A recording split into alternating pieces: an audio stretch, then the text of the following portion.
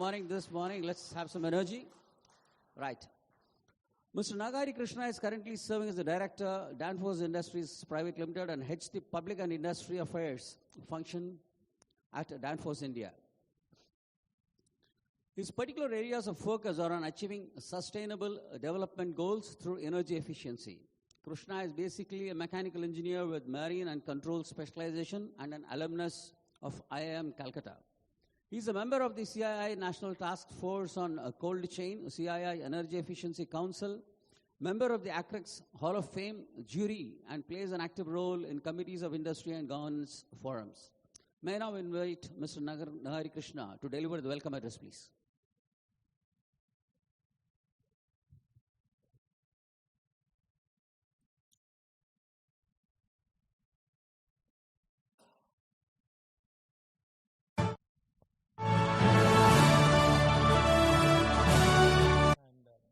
Good morning, distinguished panelists, delegates, guests who are in the room, and all the people who are watching us online.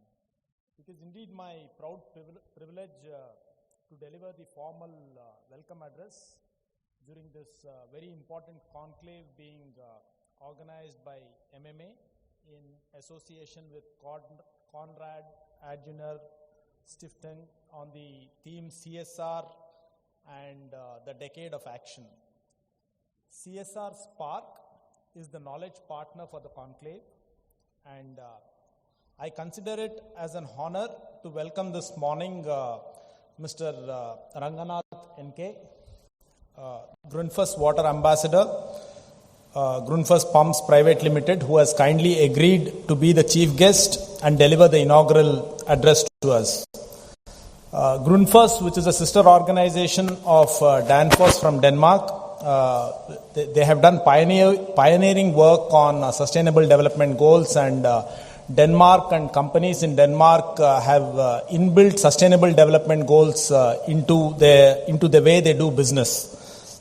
Development initiative and government of Tamil Nadu, as we know, has been a pioneer in integrating human development indices into the vision document, and they have not only tried to benchmark the state to be the best in the country, but they are looking at benchmarking themselves against the best in the world.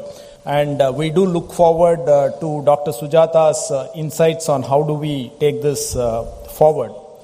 I also take this opportunity to welcome the members of MMA and invitees who have joined us this morning at MMA Management Center, and the viewers and members from all over Tamil Nadu and Pondicherry, members of CSR Spark, invitees, and large number of participants from all over the country who have joined this conclave online.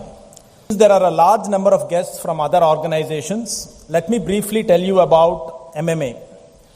As you may be aware, Madras Management Association is the largest management association in the country and has been awarded the best management association in the country consecutively for the last 11 years in a row. Thanks to the tireless efforts of the MMA Secretariat led by Group Captain.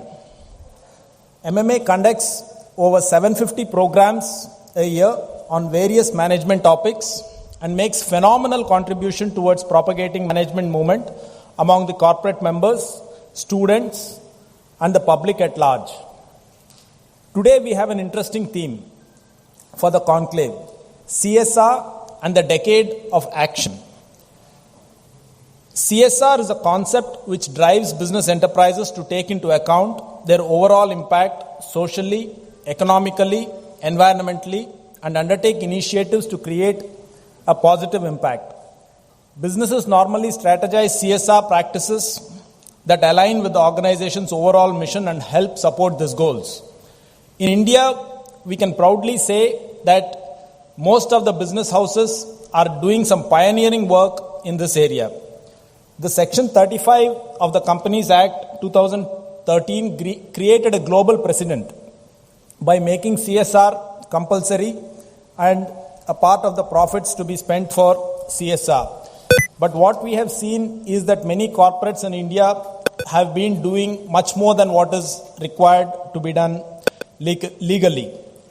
But through this act, an annual spend of close to 15,000 crores is going into CSR, and we need to understand how this can be directed towards improving the sustainable development goals of the country.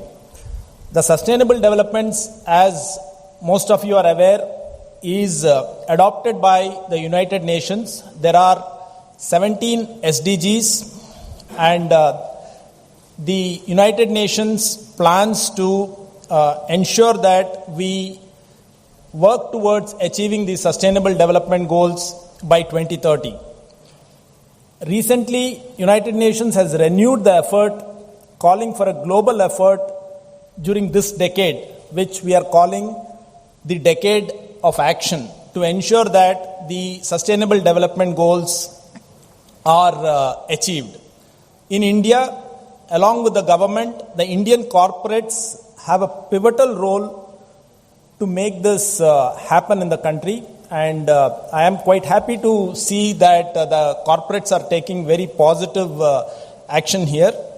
This event envisages to elaborate ways in which we can do more and understand how we can strategize our work towards achieving these sustainable development goals in India, and work towards a way where India not only achieves delivers its economic and business results, but also does it in a sustainable way, ensuring that everyone is brought out of the poverty, and we protect the planet. I compliment MMA and CSR Spark for coming together and deliberate on the nuances of this act, and what are the proposed amendments that we could look at the CSR rules.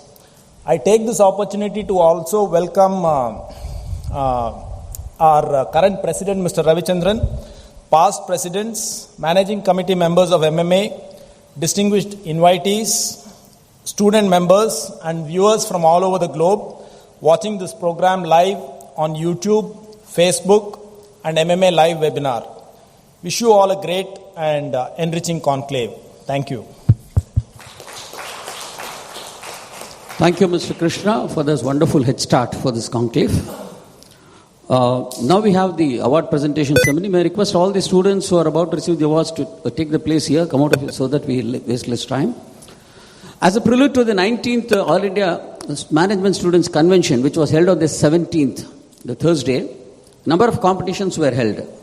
We thank almost 15 members of the jury and the quizmaster, Mr. Anand, who has helped us in this process. Our compliments to all the winners and all the participants in various competitions. Some students have participated virtually from outside Chennai. There are many of them. They are not able to come and receive the awards in person today, and the rest of them are here. So, may I now request the chief guest, Mr. Ranganath NK, to please give away these awards, and I also request...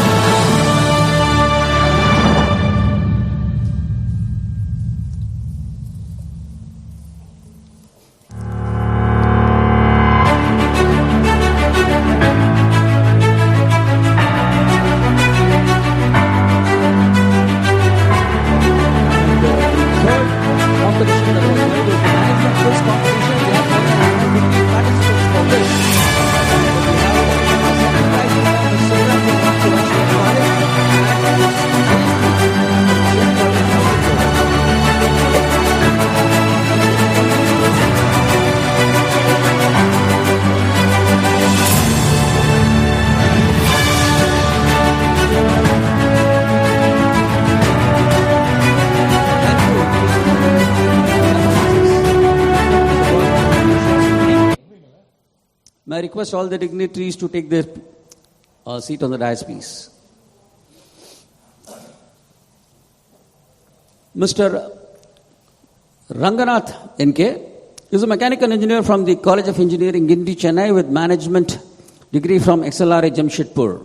With over 4 decades of experience in marketing, sales, design, project management, finance, HR, business strategy, and general management, he's been the president of the Madras Management Association in the past, the chairman of Tamil Nadu Council of CII, and the chairman of AEEE, Alliance for Energy Efficient Economy. During his 20 years in Grundfos Pumps, he not only set up the company and its production facilities, but also built the brand equity. He retired from Grundfos recently this year, but continues to represent them in initiatives on sustainability, energy, and water conservation. Currently, he is on the board of a few listed and other companies as an independent director. He is also part of the CII National Committee on Skill Development, Manufacturing, and chairs the CII Southern Region Committee of Skills, Education, and Job Creation. May I now invite Mr. Ranganath to address the delegates, please.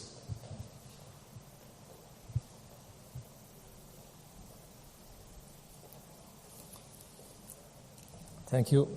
Good morning to all of you present here and all those that are online watching this. And a special welcome to Mr. Krishnaswamy and Dr. Sujata to MMA. It feels nice to be back at MMA. Maybe I should remove this and speak, it's easier. The building didn't look this way when I was president in MMA. It was very close to my office. But then some faces don't change, like the secretariat. And I used to call him my boss at that point of time. I'm sure he drives Ravi also more than Danfoss drives you. So without the secretariat, we wouldn't have got where we are today. And I'm glad to see that MMA, when we got the bestest thing when I was president, it was the 3rd or 4th consecutive one, and now number 11. So it's amazing. So we're talking today about CSR and the decade of action. And decade of action is a phrase coined by the world leaders in September 2019, when they said that they have to look at speeding up the attainment of the sustainable goals, because we had only till 2030 to do this. So the alignment between SDGs and corporate social responsibility is very vital to ensure that we achieve these SDGs, because all the SDGs are based, or I would say they are corporate social responsibility put in nice blocks of 17 numbers. And it will be a very powerful mechanism to grow and to ensure that we attain these goals by 2030. Looking at it at this point of view, I'm not sure we would achieve all those goals. In fact, we are slow in some, we are okay in some, and we are negative in some compared to where we were in 2015. And that's rather sad. But mapping of SDGs and CSR initiatives will help most corporates and companies basically to sort of ensure that they are on the right track.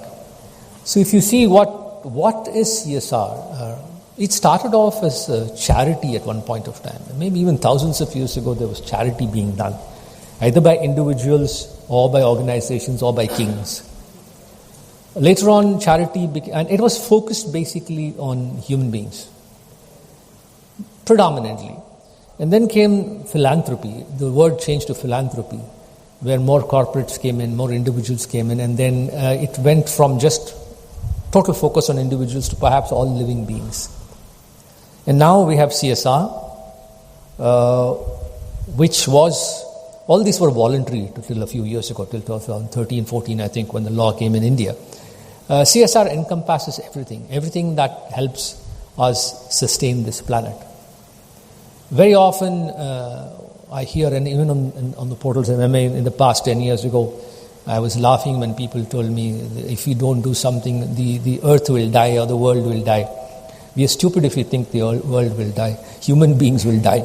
Rest of the things will go on. Now we saw in this COVID pandemic, everything lived well and the world revived itself except for the human beings.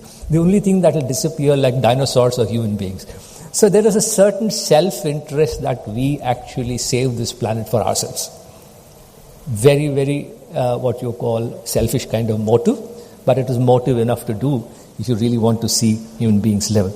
So the CSR Act came into being, I think, 13, 14, if I remember right. He's the expert on that. So what was voluntary became mandatory.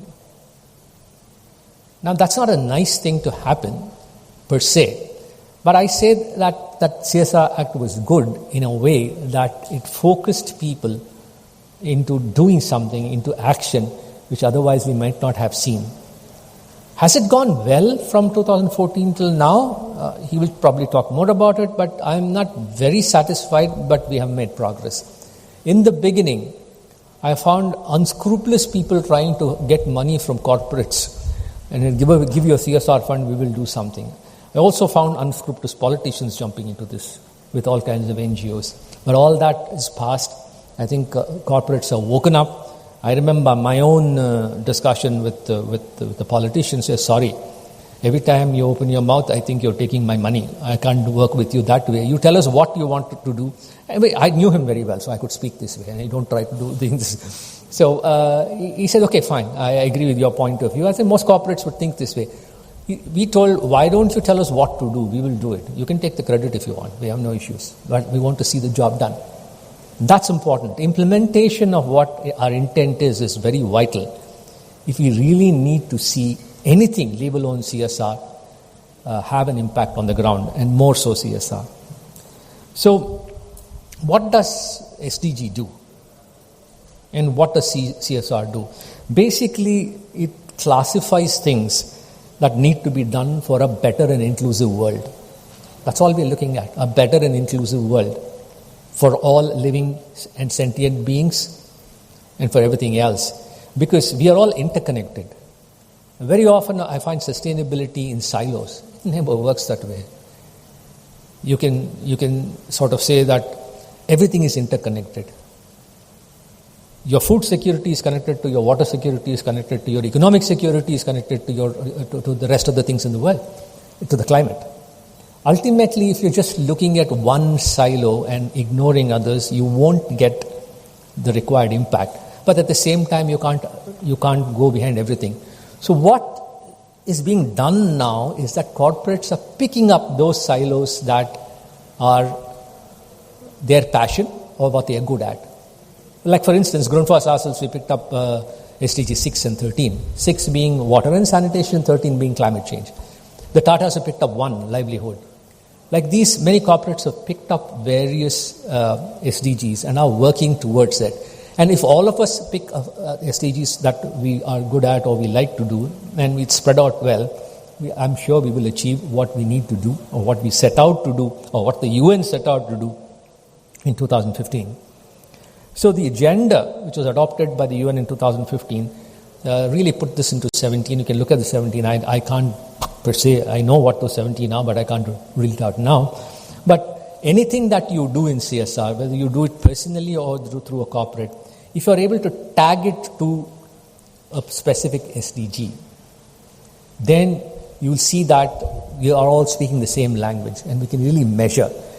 What you cannot measure and verify, you cannot improve.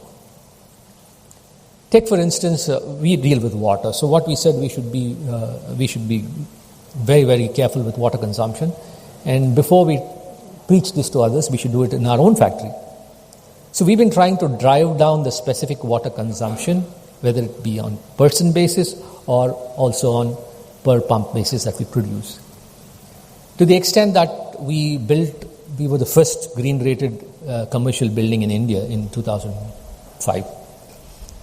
But we have continuously improved, went from a gold to a platinum rating. Why? Because do we like to see this plaque in front of us? No. It is a way of binding yourself to a goal and making sure that you have a way of achieving it. So we started measuring every bit of water that we consumed. And we started recycling and reusing it. Mind you, we even collect all the condensate of these air conditioners that we run, and we collect the water back and we use that. We don't let out any sewage, we don't let out any grey water, we recycle everything. And when the rains come, we have 230 charge bore wells. We don't draw water, we pour water into it. That's when the rains come. So this is something that anybody can do. It's not rocket science. It's just that we took upon that this is what we need to do. So reports show that despite progress in a number of areas, I'm not talking just out of the blue, despite progress in a number of areas, we are still far behind in achieving the SDG goals by 2030. On water especially, we are behind. On livelihood, we are behind. On eradication of poverty, we are negative, especially with the impact of COVID. We have gone behind. So what has COVID done to this? It's basically a health crisis has become a human socio-economic crisis. The whole world is grappling with it without knowing what to do. We have a lot of these vaccines that are coming up. We don't know how well they work. They are on a trial basis. But the progress is happening, and hopefully we will see a virus at least in the middle of next year, which can work on some of us. Until then, we have to change the way we are living, and this is a final example of this. Now everybody in masks, and I always like this little cartoon that I see. In the past, if you wear a mask and go into a bank, you're a thief. Today, if you don't wear a mask and go into a bank, you're not allowed in. It's a kind of change that has come about, and this decade of action, this 2020, 2030, that's what this is all about. It's next 10 years. What can we do to make that real change on the ground? Actually, UN calls for pledging to mobilize finance. It's calling for enhancing national implementation. It's also calling to strengthen institutions to achieve these goals so that we can achieve most of them by 2030. So accelerated efforts are very, very vital, needed to ensure that we move forward faster than we have moved till now. All of us need inspiration.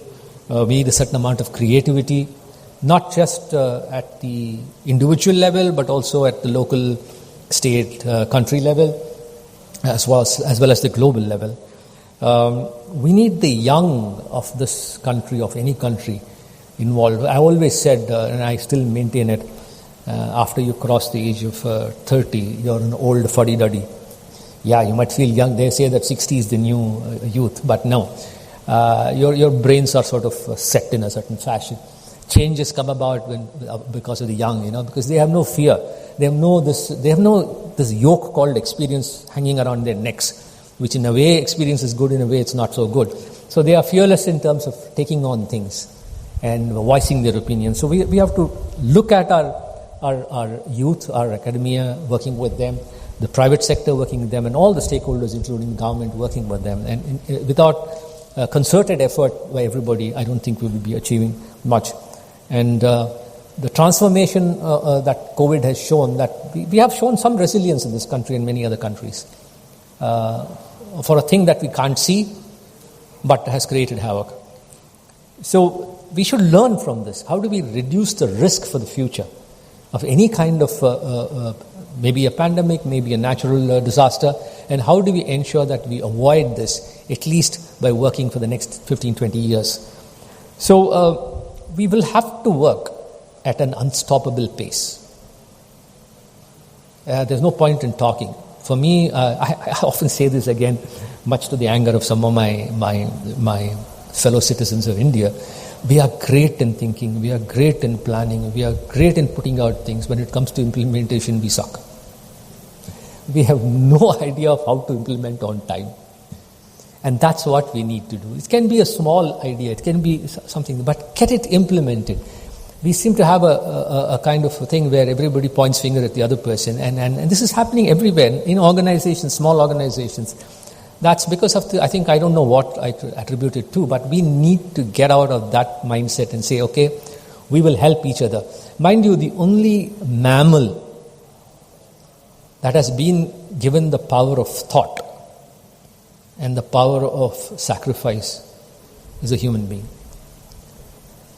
Other mammals have a power of sacrifice if they're young or threatened. Otherwise, they run away. But the human being has these two, and we don't seem to be using it well. So at times, we have to sub-optimize an individual to optimize a collective. So we need to be very careful about that. We need to identify risks that are coming about, and it requires each of us to take action individually and collectively. And the putting the collective ahead of the individual. And that's not easy to come by. Over a period of time, I think we were seeing this many, many thousands of years ago, but we have seen that change. So, what is so urgent about it? I'll give you an example of water again. If we start changing our practices of water, by the time we stop deterioration, it might take another 25 years. So are we ready to wait for that long and see things going down? So how do we end extreme poverty today? Look at the way poverty is spreading. Even during COVID, the rich became richer, the poor became poorer. And that there are studies, enough studies for that. So what's going to happen if somebody loses hope? If a person loses hope, they have nothing to live for, you're going to have problems, social unrest all over. You're going to have social unrest all over. And I always say this, and I've been saying this for the last 30 years. And when it comes to India, the red flags are not going to be from Kathmandu to Khammam, it will be from Kanyakumari to Kashmir. Because there is no hope. So we need to build this hope, we need to be quick about it. We need leaders who are accountable. And that is a scarce commodity. I'm not talking of only political leaders. I'm talking of leaders in organizations, leaders in corporates. You got to be accountable. You got to take, the buck stops with you. So it's very important that we hold our politicians also to be accounted for what they're doing. We need to be actually charge ourselves and see if we have innovative solutions so that we can move forward in a much better fashion. Sustainable innovation is something that we need to have. We are good at innovating small patches, but how do you sustain this thinking? How do you keep going forward? That's especially in terms of, so you can innovate products, you can innovate some technology. The question of supporting SDGs is one of money. How do you financially innovate to ensure that we have enough money kept aside? So what we did, we experimented in Grundfos. Just before I retired, that thing is continuing, and I'm once in a while keeping a tab on it. What if we as a corporate take a part of our business now, and later on it can be the full business, and say that if my goal is to make an EBITDA or a profit of whatever you want to call it, of 20%, I will work in this sector at 5%. So that I cover my costs. And I will sort of put out products or services which directly impact the SDG in terms of, for us it is 6 and 13, if it can be anything else. We also worked with 1. What would then happen? I will really bring out a triple bottom line showing the financial and social impact on the people and the planet and see what impact I have created in this world. If all corporates start doing it in a small fashion and slowly this builds up, you will soon find that the purpose of business will be just beyond the business of making money. And every business has to have this purpose. We need to go beyond just making money. How much time do we have?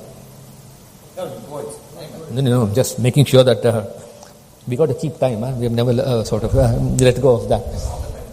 Yeah, so this is something that we need to. So when you look at these kind of investments in terms of money, time, we also have to make space for our communities. Here we are fighting, whose God is better, whose religion is better. I mean, God doesn't care about all this, and we do. I don't think this concept of God, according to me, was made by man because it makes us comfortable, but it's okay, it's good. There is something beyond us which is running this whole universe, which is even beyond imagination. But having said that, imagine the politics that will be there in heaven if there are many gods. If there are 2, there are politics. If 3, there's chaos. So we need to focus on making space for our communities, especially with our young people. All this has to get meshed into one another if you really want to see CSR and if you really want to see the next decade making some meaning for the next few generations. Quite a few of us, except for the young out here, we are all has-beens. We have lived most of our life. I can see a lot of grey hair, bald heads, all of things. We have lived most of our life. We don't need any changes. We perhaps will live, but Most of us are in love saying, okay, we had such great time. The world has changed now. It should be like the old. Why? That was good for us. It's not good for the new people. So let's make the world good for the young. And that is what is needed. So we need global action. We need to secure better leadership. I have no qualms in telling a guy like Trump was horrible for this world. He denied even climate change. You can't have leaders like that who are so sort of self-centered. We need more resources, smarter solutions, without doubt. Locally, how do we embed some of the traditional practices we had? How do we embed this? There was a lot of traditional knowledge in India when it comes to either saving water or buildings that were intrinsically energy efficient and kept things cool even in hot places. We ignored everything and moved, blindly aping the West. I'm nothing against aping the West, the good ones, but why do we give up something good that was there? So how do we bring these traditions back? How do we bring them into policies? We have a consultant here for that. How do we bring them into the policies? Budgets. Great policies, great thing. No budgets. What happens? Nothing can be done. Let me again tell you, I was talking to the Secretary of Water Resources in Delhi a couple of days back and also last week. I said the government has fantastic plans of putting in infrastructure. You put a lot of money, but you put zero budget on maintenance. So all the money you put in 5 years is gone. And then again you start looking, why don't we start putting money on maintenance every year, year on year? So you need to maintain what you set up. We need to look at regulatory frameworks for governments, the civic and local authorities. Let's take Tamil Nadu, madam. What does a town planner or a country planner do? He's a glorious approval giver. He looks at and gives approval so this can be done. We should train the town planners and country planners to look at 25, 30-year, 50-year plans and ensure that water bodies are not disturbed, runoffs are not disturbed, certain areas are kept aside, zoning is done right, the right factories or businesses are put up in the right places, the right crops are grown in the right places. It's a holistic approach to things. And that's what SDG and CSR is all about. You move all your CSR money towards getting this country to do better. So we've been talking to the governments, and they are also realizing that they need to have a holistic approach, especially when it comes to water. I always say that if Chennai had 300 tanks, and now it's, I think, 80 tanks, and some are getting revived. And we have put all our buildings in where the runoffs are, and the water is not going to ask you permission whether I can come into your house when the floods come. You have taken my place. Sorry, it's mine. So we need to be a little more careful about. So regulatory frameworks are important.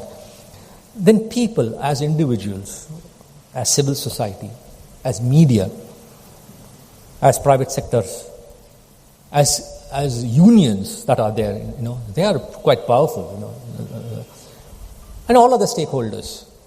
What are we going to do to generate a movement that cannot be stopped?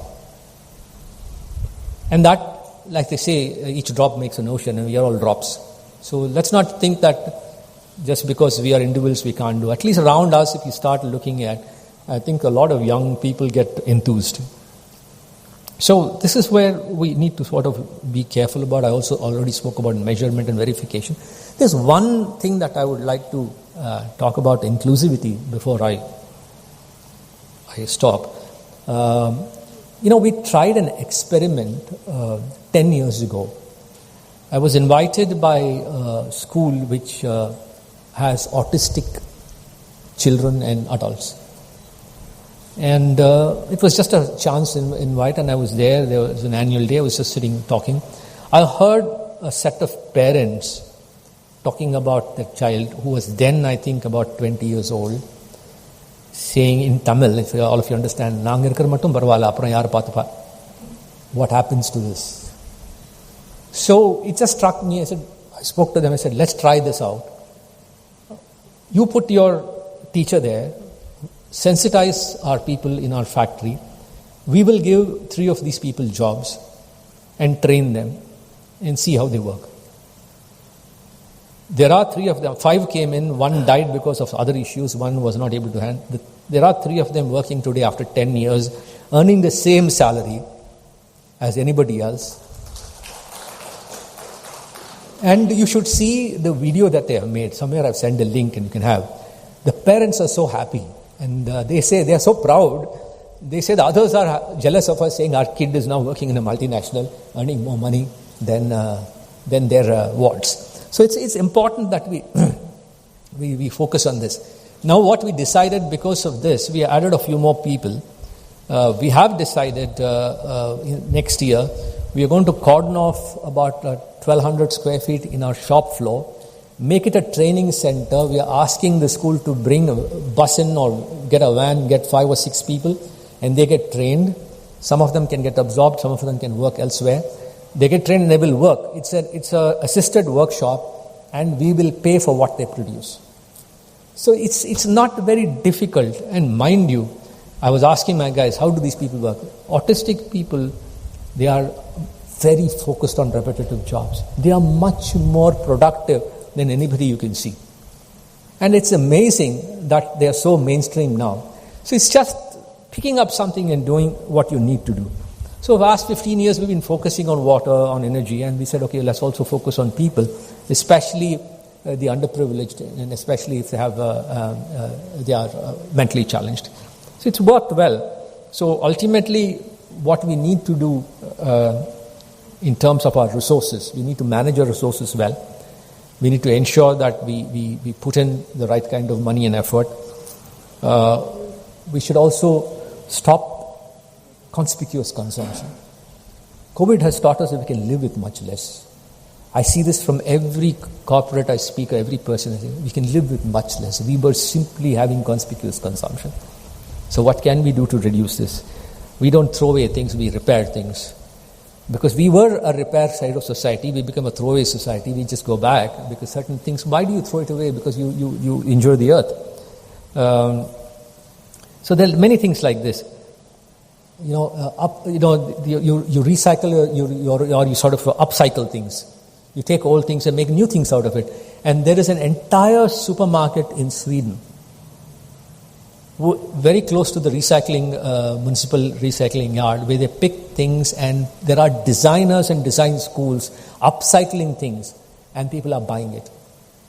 Why do you have to buy something new? When we built our green building, I asked for recycled, and people were very upset. We don't sell used things. I said, no, I want used things. I want used furniture. I want the rubble come from a building where you're broken. If you've taken timber somewhere, I want that. I don't want to get fresh one and saying, let's do this. So that's one thing. Remake, upcycle. The other thing is the many hours that you say refuse. Reduce the consumption that you have. All the time, look at it. I just had a young fellow from IIT who showed me some new nozzles for water taps. So instead of for all the taps that you use only to wash hands, it gives a nice mist. So I bought all the nozzles and fitted up in my house. Of course, there was a lot of opposition from the maids. I said, you use your taps to wash this thing. And those nozzles have cut my water consumption down to 20% of the tap. So it's possible. So let's reduce. Then let's also remember all the time that we need to be, this goal is a moving goalpost. The more we delay, the more it moves. That we need to be behind this day in and day out. You don't have to kill yourself, but little efforts, little changes that you make at home and in yourself would make a huge sort of difference. And also respect people's choices. Sometimes you become very evangelistic. That doesn't work. You can't force people into anything. You got to inspire people. So let's respect people's choices. Individually, everybody has his own choice. But if everybody slowly converges, and I'm sure we'll have a planet which is very different and much more sustainable. You know, in Grundfos, the person who created Grundfos, or was the founder, he had only one sentence that he left behind. We would like to leave behind this planet a greener, more energized one than the one we inherited. So the entire company is working on that basis. But it's not difficult for others to work on that basis. So with this, I think I will stop. It was a pleasure coming here and speaking to all of you, and I'm sure there are others listening on too.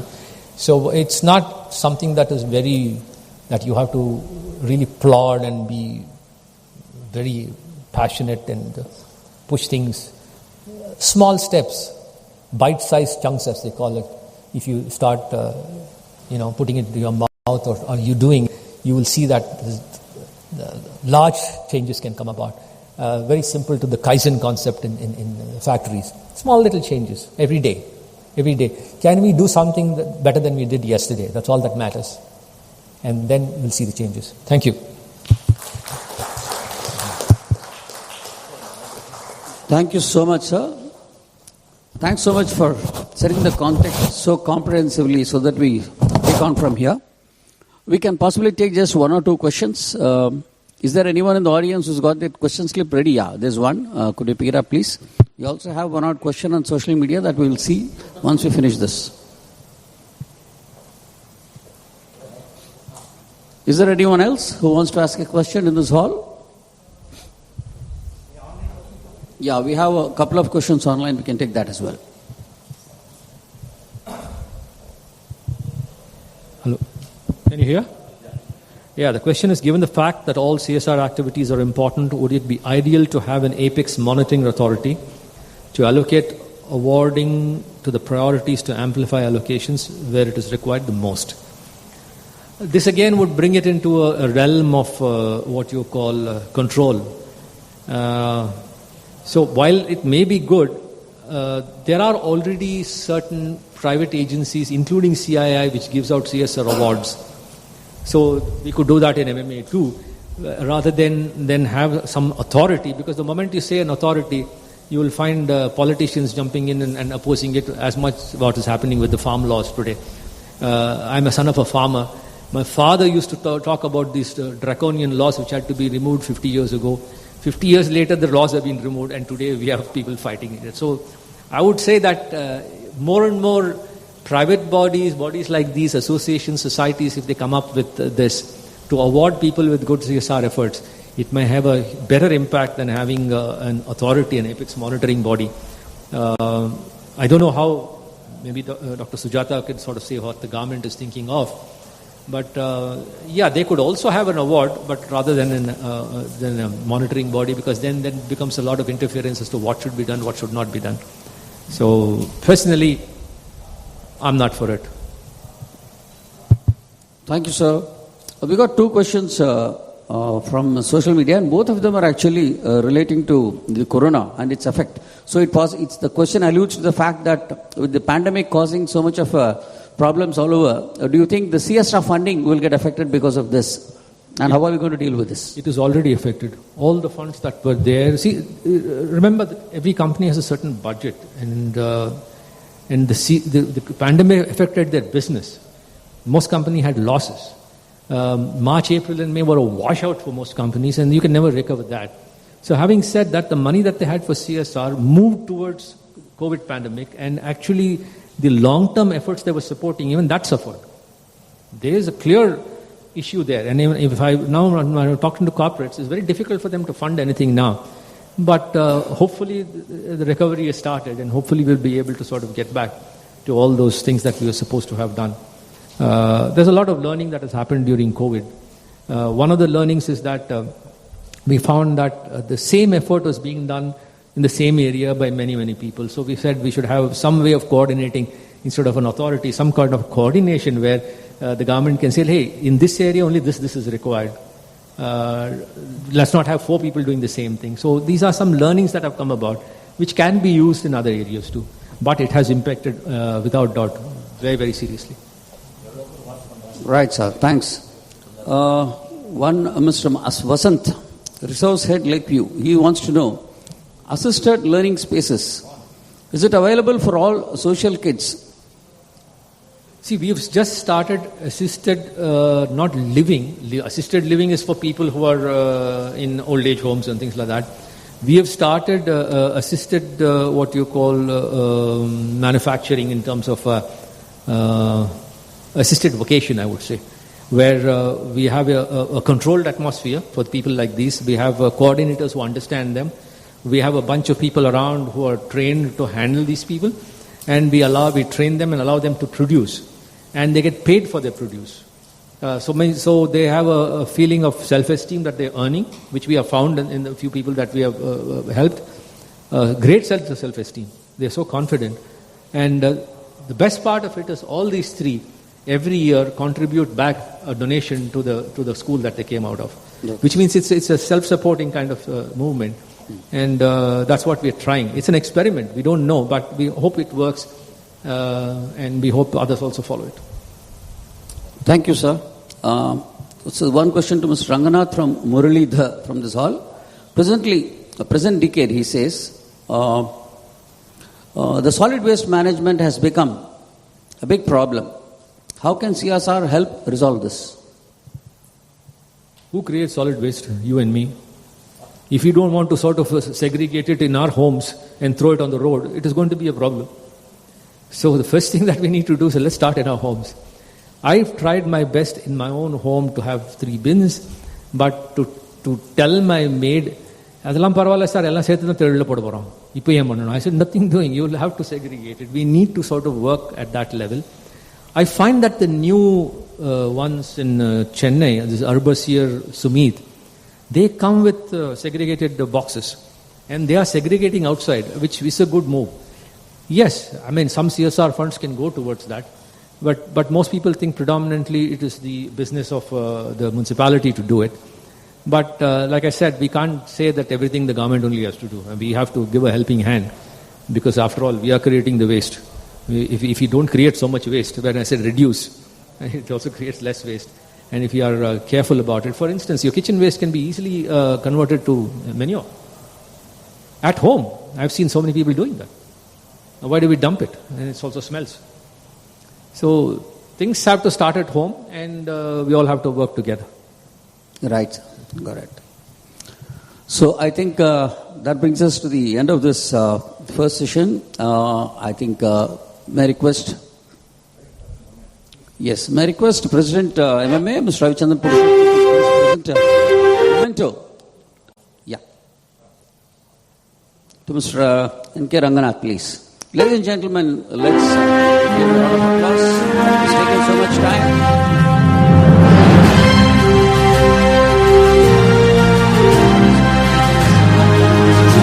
This morning. Thank you so much, sir.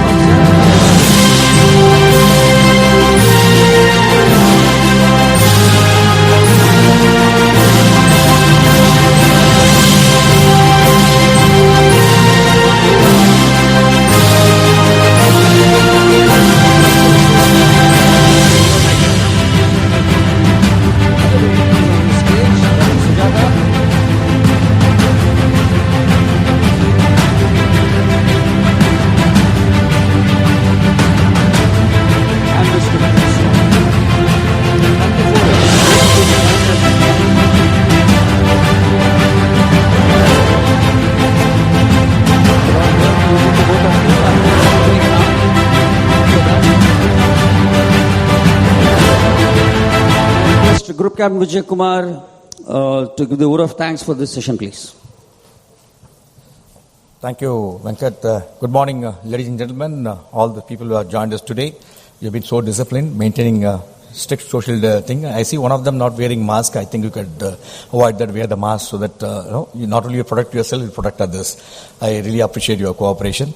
And all the viewers watching this program safely from your place, wherever you are. I think more than 700 people are watching this program live on various social media portals. And thank you for joining this morning. And we organized this event today, CSR Decade of Action. When I spoke to, I tell you the background why we organized this. I must share with you, delighted to share with you that MMA has gone into CSR activities.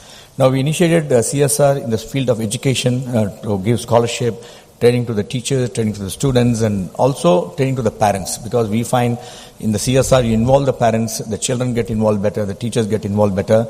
At the moment the school do not know how to really involve the parents except for parent-teachers meeting, and parents really do not know how to involve with the school in terms of school education. So MMA is really designed a beautiful system how to get involved. We identified 3 schools from this part of the Chennai, government-aided schools, PSI school, Mylapore, the Resur Swami girls' schools, Mylapore.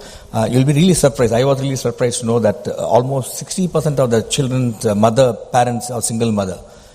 So what we decided to do, some work with them to train the mothers so that they become independently and also able to do that. And one area where we really found research that the children go to the school, especially girl child, and they don't get the early marriage get avoided. So we are working quite a bit.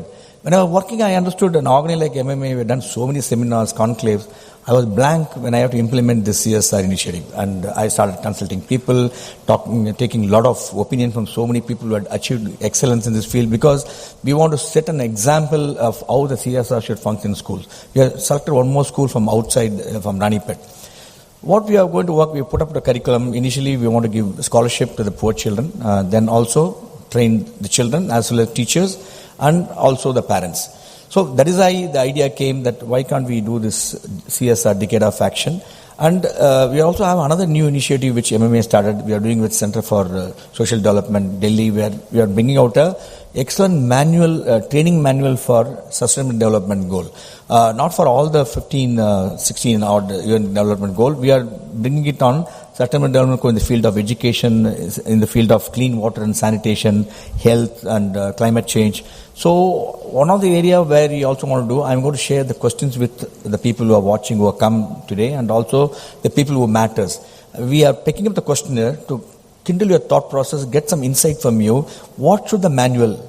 If you respond to the question, I assure you the manual will reach you. That manual is going to be a real game changer in terms of training the NGOs for implementing Sustainable Development Goal in society. This is the initiative which we have taken, and that's the reason we also want to do this and reach out to as many people as possible when we send the questionnaire, because at the end of the day, the manual can come out as much as there's so much input what we get.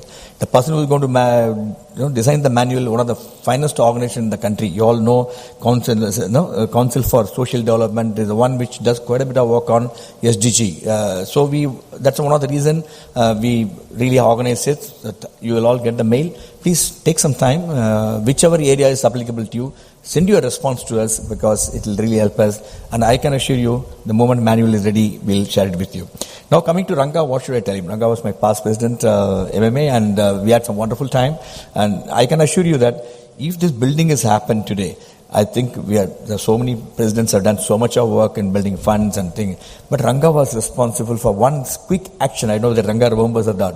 One of the committee meetings, we have been discussing these issues. We should have a city office. We should have a city training center. People are not able to come to OMR. He's the one who said, why are you keeping this building when it's not bringing investment, return on investment to you? Please sell this and move to city. Remember, Ranga? You are the one who put that point. And he put that point. That spark was then. We caught onto the spark. And today we are all here, and so many people are so happy to come and participate in so many events of ours. And thanks, Ranga, your thought-provoking, insightful address. I know it's going to set the context, because we got another two outstanding speakers. It's really given the context to them what they should be taking it through in their journey of 2 other sessions. And it's always a privilege to have you with us. Great. Thank you once again, and we look forward to seeing you more MMA. And I also acknowledge the presence of Ravi Purushothaman, President MMA, is here this morning with us. And Ravi, we closely work, and one area where Ravi did a lot of hand-holding for us is getting digital transformation of MMA. You know, we never waited. The March 27th was thing, that lockdown was announced. From 28th onwards, we were online. We did all our programs since online. Number of programs we could do, and we also know we are very ready for hybrid model. I don't know how many of us seeing, you must have changed the system and sound system, multiple cameras. So what happened? Hybrid system. If anybody is coming on the Zoom, we can integrate and see that everything will look like live. And we are going to do, some of the best speakers are going to be coming and talking here. So we'll have a hybrid model. Thanks to Ravi for the great support. And soon we'll be launching the state-of-art website with state-of-art digital library and app. Everything will be launched in another week's time. You'll really love going through that, navigating through the website, because we are getting so much of information. You are going to be getting that. Ideas that COVID in a way indirectly helped MMA to transform ourselves digitally and adapt ourselves so that we can bring the best of the thing. And we are able to get the best of the speakers. In fact, this evening, you must have already got the mail. We got some 4 outstanding international speakers going to be talking to us on globalization, what's happening in 2021. Please do watch this evening at 6 o'clock. Plus, we are also having some outstanding events lined up all through the month and next month. Do watch them. We had an outstanding, again, student convention day for us today, where 21,000 students watched this program live. So what I'm trying to tell you, the power of digital is phenomenal. The reach is phenomenal. And I also thank Dr. Sujata and also Mr. Kiswami, who have been putting together and putting the whole convention, this conclave together to bring it to you. Whatever questions you have, all the viewers watching this program, anything you want to know in CSR. As I said, we all have a lot of queries in CSR. How to do, where to do, what is the CSR reporting, what is donors reporting, what is you should have internal systems and process, how you have checks and balances, accountability. It's better to ask all the questions here because we are in a small group. You will know so many answers which you want to know. You will have answers from. We have experts here. Spark Capital, Spark is one who has done some phenomenal work in the field of CSR, Swami, and has come all the way from Coimbatore under these difficult circumstances to speak to you. Thanks so much. It's really a pleasure to have you with us. Sujata madam, I think Sujata is from government taking care of the Sustainable Development Goal Initiative. I was telling her this morning, she's one person whom when we approach, instant reply will come, so polite, so humble. So good to see you, madam, from the government, helping us so much. And I'm going to be in touch with you for this new initiative, a book which you are going to bring it out. So your input will be very, very valuable to us. Thanks to all the viewers. Thanks my MMA team, Venkat, for efficiently taking it through.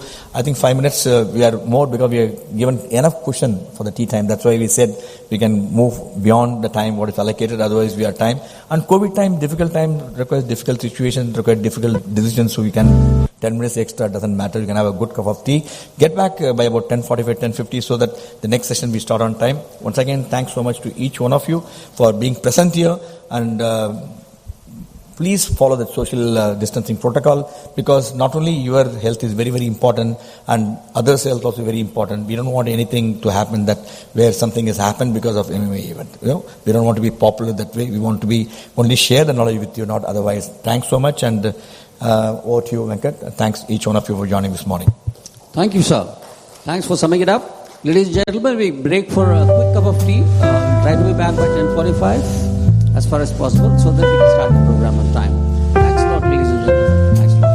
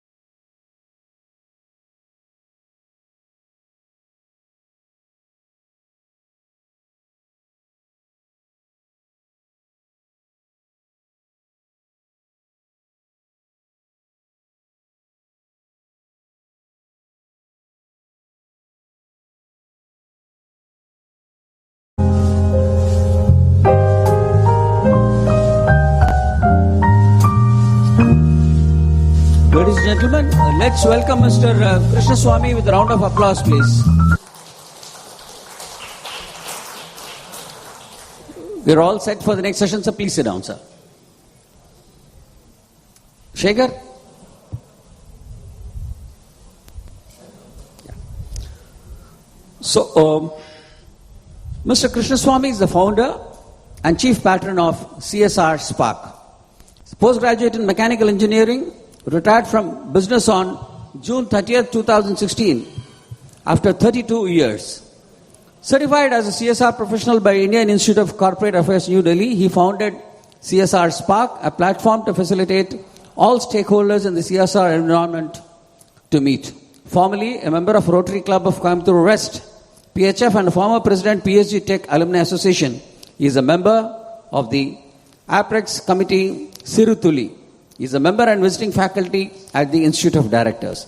May I now invite Mr. Krishnaswamy to address the delegates on the theme, Review of the CSR Act, Rules and Amendments.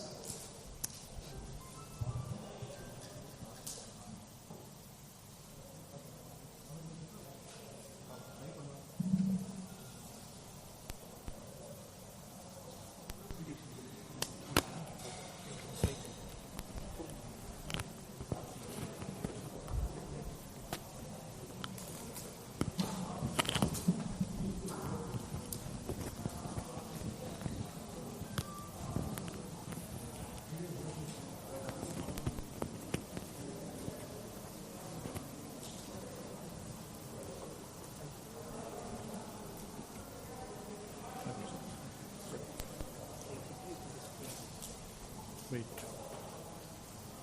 Okay. Full screen, you will do it. You take care. Okay. Good morning, everybody. Am I audible? Clear? Okay, good. I'd like to thank Captain Kumar for giving us this opportunity to present the views on CSR and the decade of action.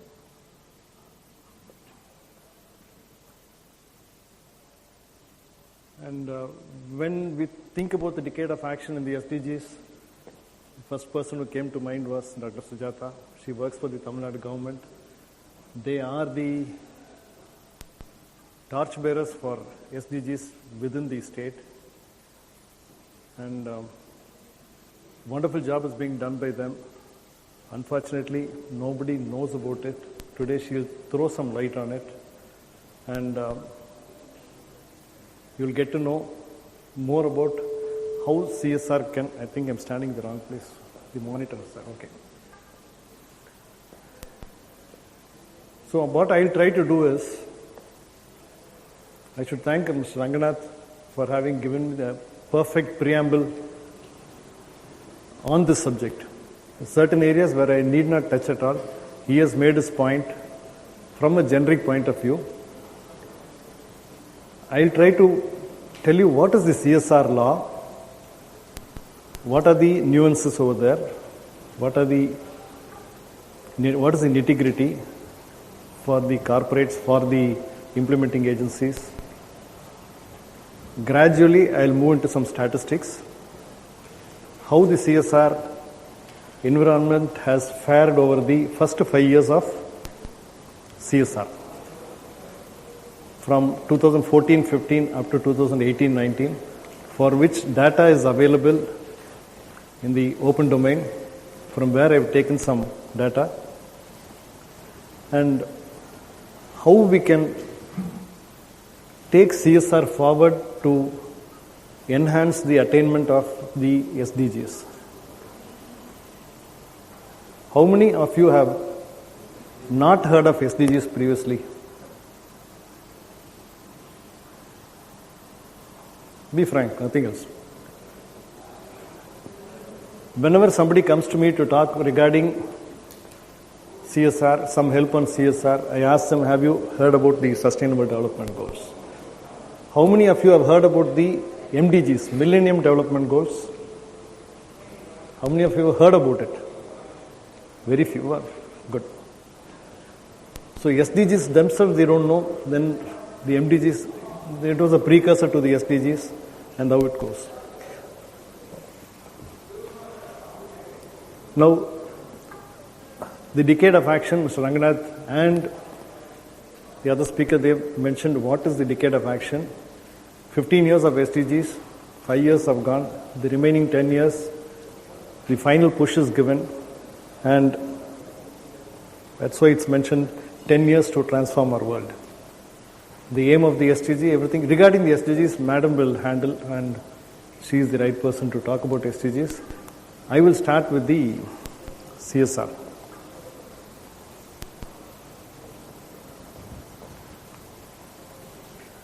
CSR, corporate social responsibility. The history of CSR, of course, Mr. Ranganath covered right from a donor point of view, from a philanthropy point of view. Now they have moved into CSR. It's a gradual move that has come across. CSR has been in vogue abroad for quite some time, and as has been mentioned already, India is the first country to have mandated CSR. And it is basically a partnership between the corporate sector, the civil society, and the government. All three put together, that is the driving force behind CSR.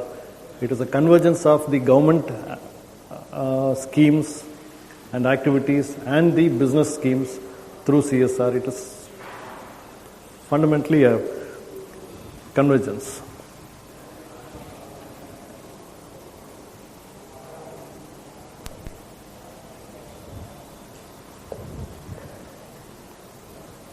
Now, when you start a business, your aim is how much profit do I get?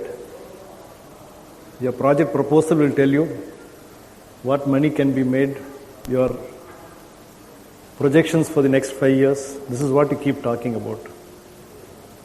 And that is the ultimate aim. Why do you start a business? You have to make money, and either it's in a partnership firm or you have shareholders in a limited company. You have to pay back to the shareholders. That is the idea behind starting any business. So this has been there for quite some time.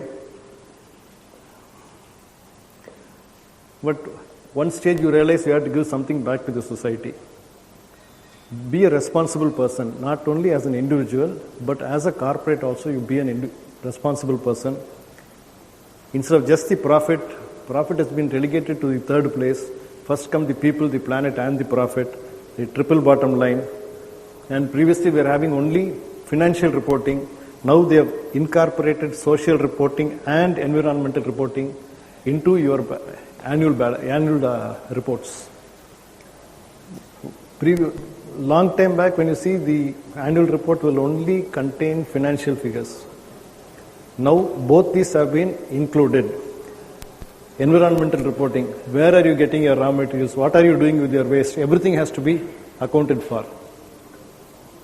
What is the carbon footprint, everything comes into the picture, you have to give it. And of course, social reporting, how you are dealing with the society around you, that has to be included, and ultimately building empathy into business. Now, what is it that you take from the society?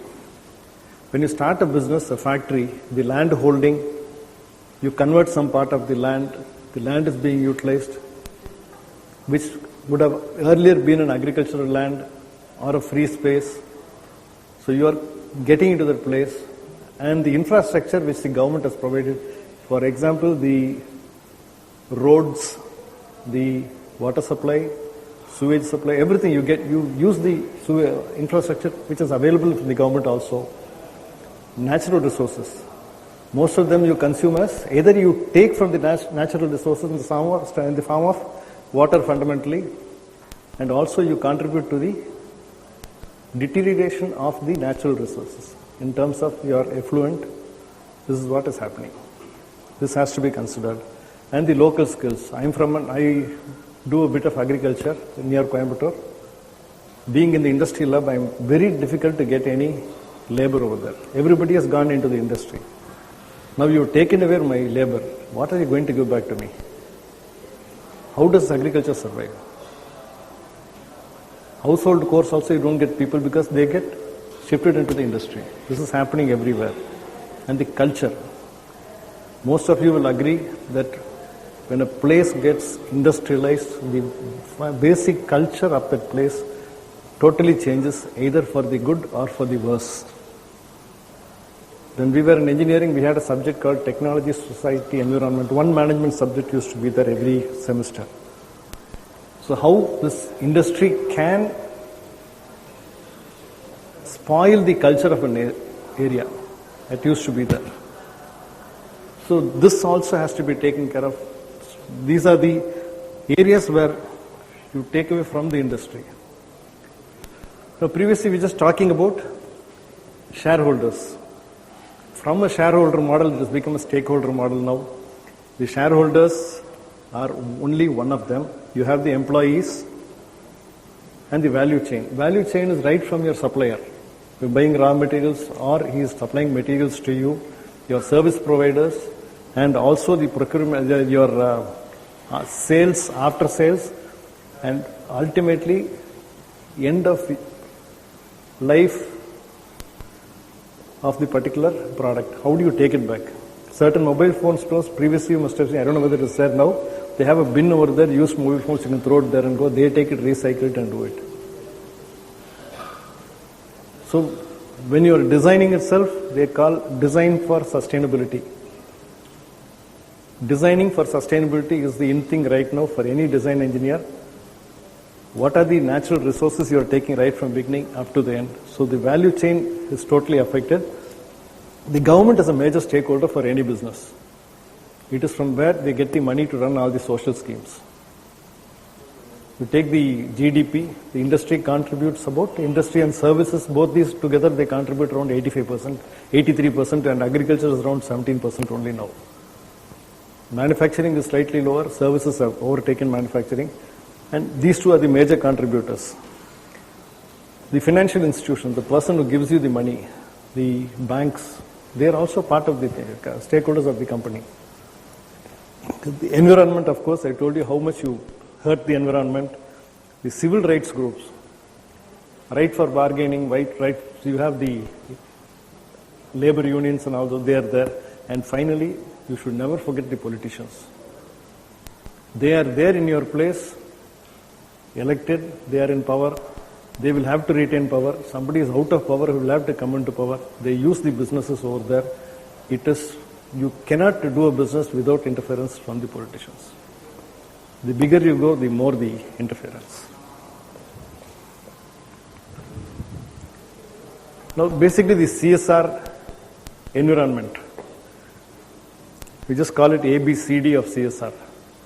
A is the implementing agencies, B is the beneficiaries for whom the entire activity is aimed at, C are the corporates, and D are the drivers. Drivers in the sense the government, how they frame the laws, monitor everything, and of course CSR academia, a lot of people doing research on CSR, how to take it up forward, and also you have the CSR professionals like us who come after us. I was just telling somebody, I don't call myself a CSR consultant. I'm a CSR professional only. That's all. I would like to be more academic, teach people what to do, what not to do. The NGOs, when they come to us, we tell them, this is what you do. Where do you get funds? Who is going to pay me? We tell them, you just go look at this particular way. I'll show you all those things. Look at this website, you'll be able to get some data. That is how we do it. And the implementing agencies, there are basically the company does it directly or its own foundation or through civil society organizations. What is the benefit of doing it directly? What is the benefit of doing through other third-party organization? When you do it directly, your workers are involved, all your employees, your staff, everybody is involved. That gives a good feeling amongst them. That's a benefit for the company. But you may not have the expertise of reaching to the actual needy person. That is where the NGOs come in place. NGOs are very good in working on the field, telling you where what is necessary. So, now civil society organizations, this is where the interest will start for the NGOs who come here. What are civil society organizations? Community-based organizations, village associations, environmental groups, all of them come there, right up to not-for-profit media. But the only thing is that they should either be a trust or a society or a Section 8 company. Section 8 company, see, trust and society, you know it is a not-for-profit. Section 8 company, again, it is a registered company, not-for-profit. It should be either of these three. Should be highly compliant. That is, compliant in the sense, if you are a trust, you are answerable only to the income tax authorities. The easiest formation for this. You go into a society, the registrar of societies is there, the second agency who comes to monitor you, you have to submit reports there. Most difficult thing is the Section 8 company, you will have to be more adept in handling your recording and everything, whatever is there. So it should be compliant, and minimum 3, if you want to do CSR work, and if you are if you are a civil society organization, you should have 3 years standing, you should have your annual reports, 3 years annual reports, you are filing, and the compliance, when I say compliance, you should have had your trust or something, you should have your 12A and all those things. I'm not going into detail of all those things. Try to be compliant. Whatever compliance is there, get to know from your auditor or whoever is helping you out. If you don't know anything, you can ask us in person, we can help you out. That is there. And expertise in the related field. எனக்கு பணம் வேணும், எங்கிருந்து வருதோ தெரியாது. I would have specialized in education, but when there is money available for some sanitation uses, I will do that also. That is not the way an NGO should be run. You should have your expertise. You please concentrate on what expertise you are trying to develop and do it. That is the idea behind it.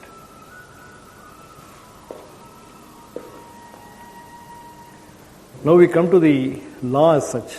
I am making it very simple. I am not trying to dig deep into the law, the rules, or the whatever it is. Companies Act 2013. This is where CSR was introduced. Section 135. You have to read it. Section 134 also. If you want to run an NGO, if you want to run an implementing agency, or if you are a corporate, you want to do CSR obligations, you have to go through all these things. Schedule 7 will tell you what are the activities which go into the CSR. CSR rules are there. Time to time amendments come and notifications come. You have to keep a tag on all these things. If you are unable to keep a tag, please do register in our website and you can keep viewing. Whenever something happens, we keep updating over there instead of you searching everywhere. That is what we do. So the crux of CSR. Any company with a turnover of 1,000 crores, a net worth of 500 crores or 5 crores profit, they come and that is the threshold limit for entry into CSR. The CSR spend 2% average net profit of the immediately 3 preceding years. Very simple. It is the duty of your company secretary to find out everything and do it. This is from the corporate point of view. Now CSR is a board level activity. CSR, you cannot, somebody write down the line, you create a department and somebody is working under it. It's not like that. It has to be done by the board. Board is responsible to do all these things. Once you reach that threshold limit, I'll be flipping from the top square to the bottom one. You have to constitute a CSR committee. That is what the board has to do. The board should comprise minimum of 3 or more directors. The composition should be mentioned in the annual report as far, I think it has to be there in your website also. And should include at least 1 independent director. If you don't have if there are only I know these questions will come. If there are only 2 directors, what you do? You do it with the 2 directors. Only 2 directors will be in the CSR committee. That's all. And should include 1 independent director. If the law, the Companies Act doesn't necessitate that you should have an independent director. Your CSR committee can be without an independent director. That is one thing. Very clear.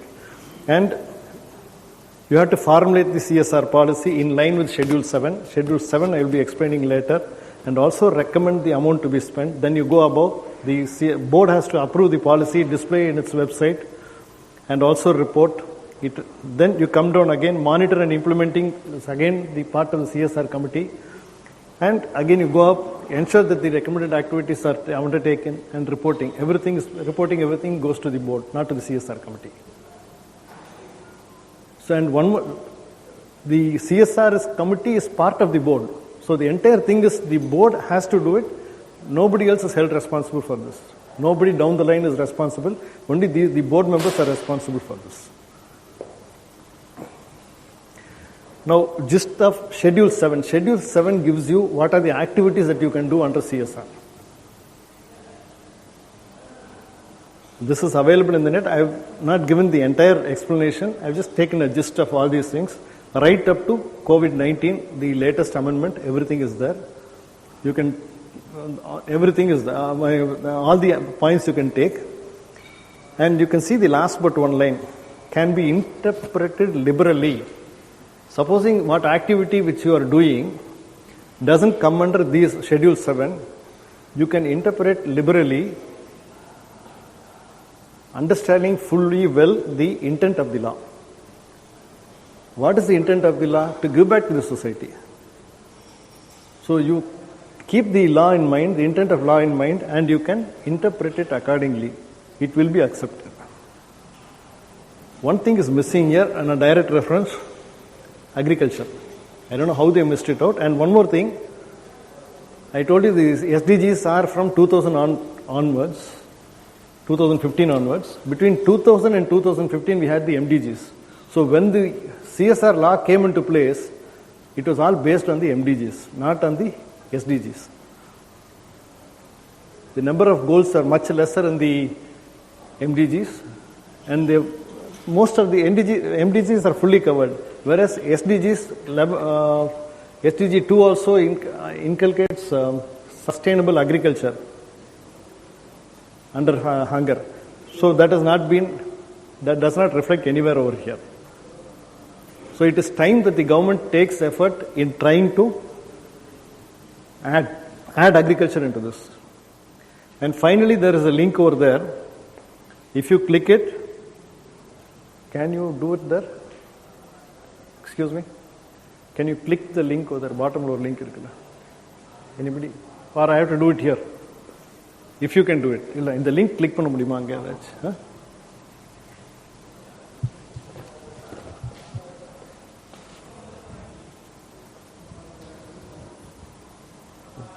Network link. See, that link will give you all the updates in Schedule 7, whatever is happening from the Ministry of Corporate Affairs. Huh? Audio. Just a file now. Control.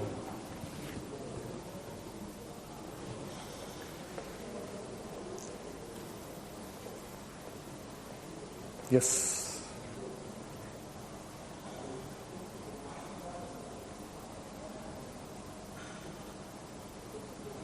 Or leave it. It is deep. Can you see this? This is in the Ministry of Corporate's website, Corporate Affairs website. You can go to it and keep updating yourself on the, I don't know, it may not be very clear for people at the back, but you know where the link is, and this is what. Can you come back? I'm just telling you where to find what, rather than trying to explain each and everything.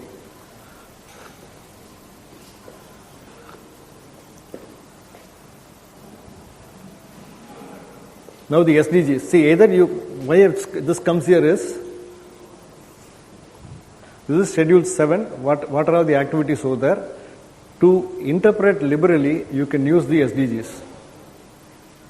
What is this VNR? What is the decade of action? State, district, SDG cells. All these things will be explained by Madam. She will take care.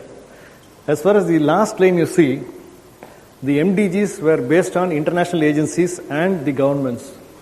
All the government schemes are aimed towards the SDGs. Recently, with the SDGs, they have added the business also into it. Previously, it was only international agencies and governments, but now the business has come into it.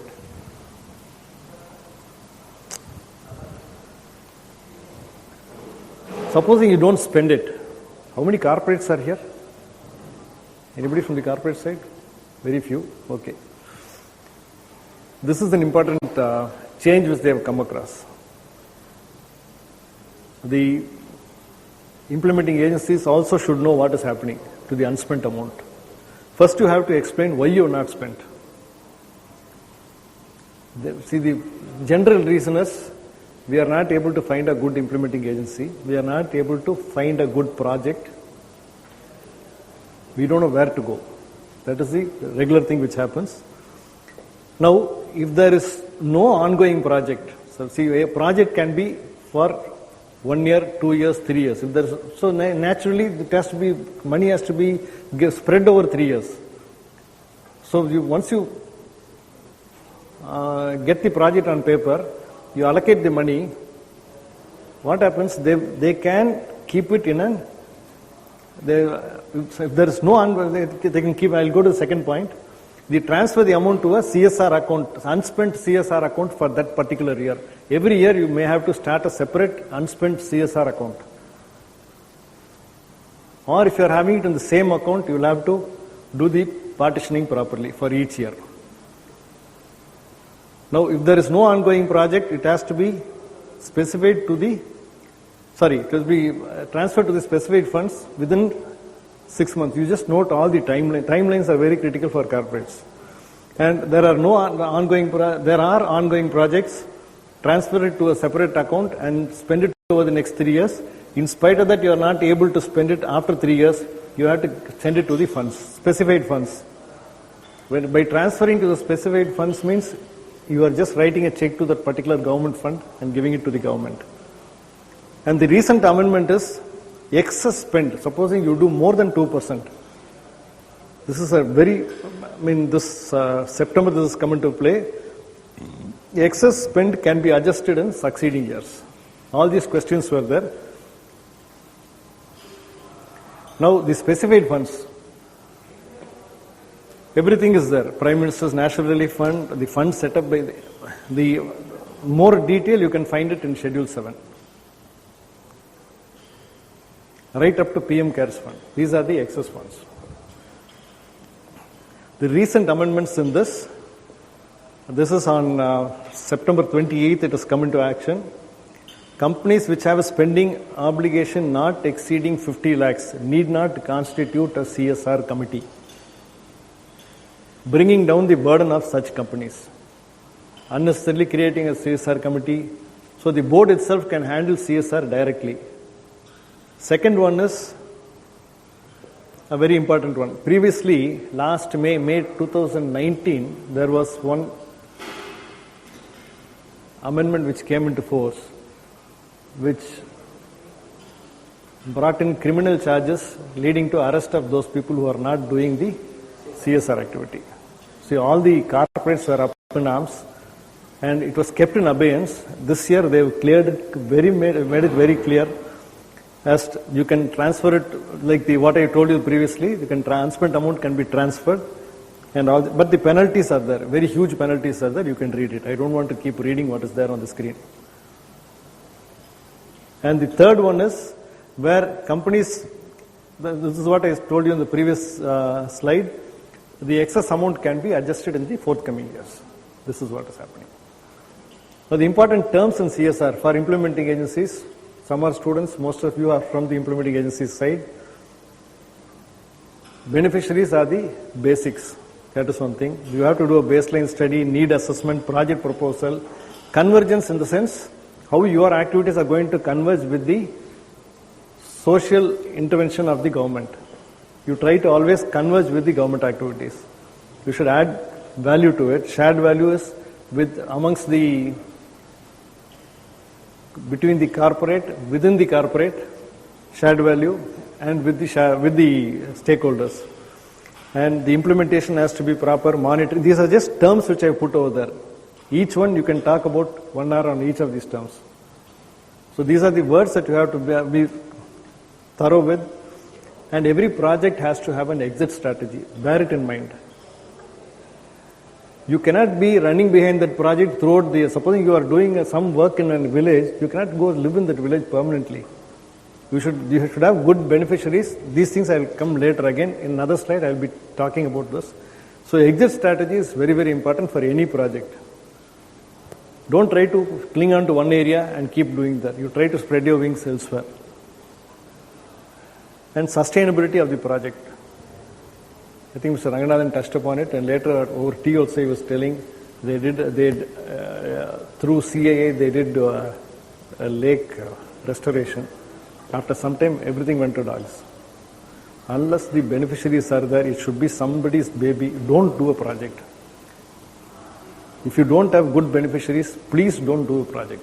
Somebody to sustain the project.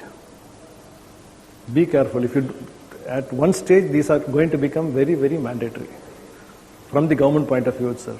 Any project, the beneficiary group should be identified and they should be put in place. Sustainability is what I have told you, and the government's aspect is replicate and scale up. Supposing government is happy with the way things are happening in the CSR, whatever interventions you have done, government has the capacity to scale it up, replicate and scale it up. That is the government's activity. Or you yourself see some other NGO doing a job, it's a good job, you can replicate it and scale up and do it. Nothing wrong. Adapting somebody else's deeds is nothing wrong in life. Now, what is not CSR? Implementing agencies should be thorough with this. That which is not rupee measurable. You cannot say, so many people have worked on this, so many man hours have been spent, and so this is our CSR. Our employees have participated, 50 employees have participated. That doesn't mean CSR. You will have to give value for whatever is done.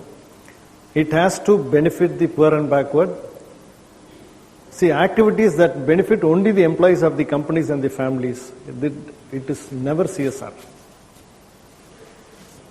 But recent amendment of the rules has come. It has not yet been, because of COVID, it is last May it came out. The rules are being amended, where 25% of the employees can be benefited out of a project. That is coming in. So once it comes in, we will notify you. If it is part of the core business of the company, no. Marathons, awards, charitable contributions, advertisements, sponsorship, none of these. You take a school and you are going to give just scholarship, it is not CSR. Bear it in mind. I am going to give scholarship to 50 students. It is not CSR. It is a one-time philanthropy donation. Be careful. It will not be considered as CSR. And everything has to be in a project mode. If you are doing a CSR project, you should have a starting date, ending date. Ending date is where you call exit strategy. You get out of the project, that is the end date. You cannot be sitting over it. And contribution, of course, the political party contributions don't account for CSR. Parties are eligible to take money from the corporates, but you cannot cover it under CSR. Bottlenecks in CSR. Weak implementing agencies. There are thousands of NGOs registered with the government, not registered with the government, whatever it is. Very poor track record they have. They don't know what is compliance, and their capacity is very low. See, they would be doing only about 10 lakhs per annum. They will try to pitch in for a project which is 1 crore. That is what capacity is most important. Lot of NGOs have this problem. Identification of project. I told you the location, the beneficiaries, and the exit strategy. This has to come with the projects. Getting government approvals. Now, if you are going to do in a particular school, you want to go to do it in a government-aided school, you have to get the permission of the CEO, Chief Educational Officer of that area. If not, you are not allowed into the campus. Previously, they were allowing freely, but after certain issues, incidents, they have stopped it also. They don't allow you to go into the school. Similarly, if you want to do a tank desilting, you have to go to the DRDA or the district collectorate and get the approval. Without that, you cannot do it. And in CSR, the sector-wise and geographical inequity, huge inequity is there. I will be showing some slides, figures on that. Quite interesting. Transparency in availability of the funds. None of the corporate is ready to put it on its website that this is my CSR budget for this year, this is what I have spent, now this is my CSR policy. I am ready to consider any NGO who comes under this category. I am ready to entertain you, please come. The transparency is never there. None of the corporates give you that. And of course the trust deficit. Trust deficit between the corporate and the implementing agency, between the implementing agency and the beneficiary, everywhere, between the corporate and the beneficiary. இவன் எதுக்கு இங்கே வந்து செய்கிறாங்க எங்கள் ஊரில் ஏதோ ஆதாயம் இருக்கா இந்த கார்பரேட் எதுக்கு வர்றாங்க why is this NGO coming, how much money is he making, that is how the beneficiary thinks. And the NGO is not happy with the corporate. Definitely when they are giving you money, they are going to scrutinize you. Please bear it in mind. Once you get the money, you are liable as an NGO. Till you get the money, you are scouting for money. Once you get the money, that is where your liability begins, your responsibility begins. The relevant sections in the Income Tax Act also have to be read by all the NGOs. You can never say, I don't know, sir. Ignorance is not accepted under any law. Please be thorough with the IT aspect also. So the trust deficit is very, very common, and unless you overcome that, it's going to be very difficult. You might be a small NGO, but people will trust you, keep giving you money. I know small NGOs which are doing a lot of work, whereas large NGOs, they're sitting quiet. Because of the previous track record, whatever the comments in the industry, they are not getting money. Here, traits of a good implementing agency should have been formed voluntarily and for a not-for-profit, should be independent of government and politics, religion, caste, should be really organized, compliant, more corporate-like. Normally, there's the one gentleman was formed the CSR law, Dr. Bhaskar Chatterjee. He talks about corporatization of NGOs. An NGO should be like a corporate. You can no more try to say I'm a single man person now. That is not there for your CSR activities. Only then you can work parallel with the corporates. You should have a feeling of how the corporate sector works. What are they asked? I volunteer for an NGO in Coimbatore called Sirutuli for water body restoration. Since I am used to the CSR field, when we give a report to the corporates, they immediately say, okay, no questions asked, everything is there. What is the project flow? What is the outcome of the project? What is the impact of the project? How are you going to monitor the project? How are you going to exit from the project? Everything should be there in the report. The report writing is very, very critical. We still have certain NGOs who say, sir, எனக்கு தமிழ் தான் தெரியும், எனக்கு தமிழ் எழுதி கொடுங்க, நீங்க என்ன பண்ண போறீங்க தமிழ் எழுதி கொடுங்க. I will transfer it into English and give you. Don't worry, we will translate. If you need any help in all those aspects, how your report writing, you want it to be vetted, sir, just check it and give me whether it is right or not. We are ready to do it. And for information, CSR Spark comes free for everything. We are not charging any money to anybody right now. It is more of a social. I have Mr. Shivakumar is there, one of our patrons. Kindly, Shivakumar. He is also helping me out in all those things. So, just go through our patron list also. Most of them are my engineering classmates or people who volunteer with me in the NGO. That's all. I have not brought in very big people over there. So my engineering classmates and people who volunteer with me with the NGO. And we have one chartered accountant for any help in that regard. So anything for the NGO, for the implementing agency, we are ready to help you out. Please do come to us.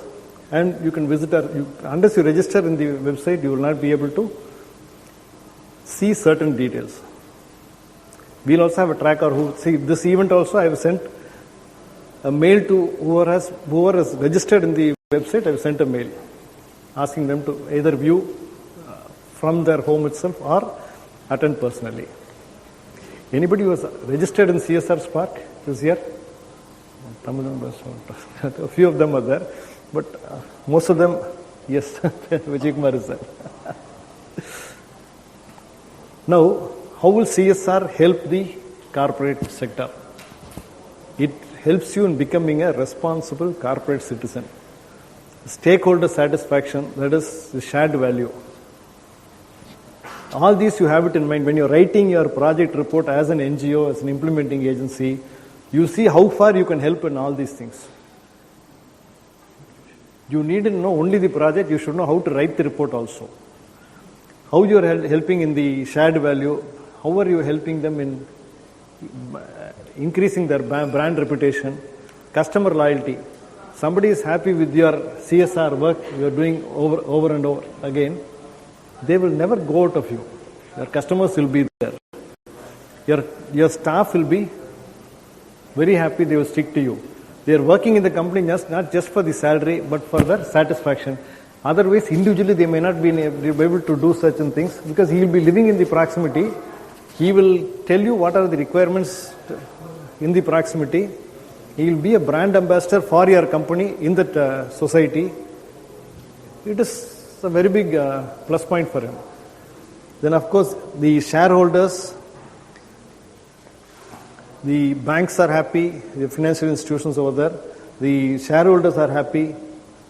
They will give you more and more money as and when you keep asking for money, more share, more money. You are getting money from the financial institutions. Risk mitigation. Your company can get closed down due to, take a case of Sterlite. Simple. See, by engaging in CSR in that area, you are very close to the society. Any problem, it will come first to you before they go in for an agitation or anything.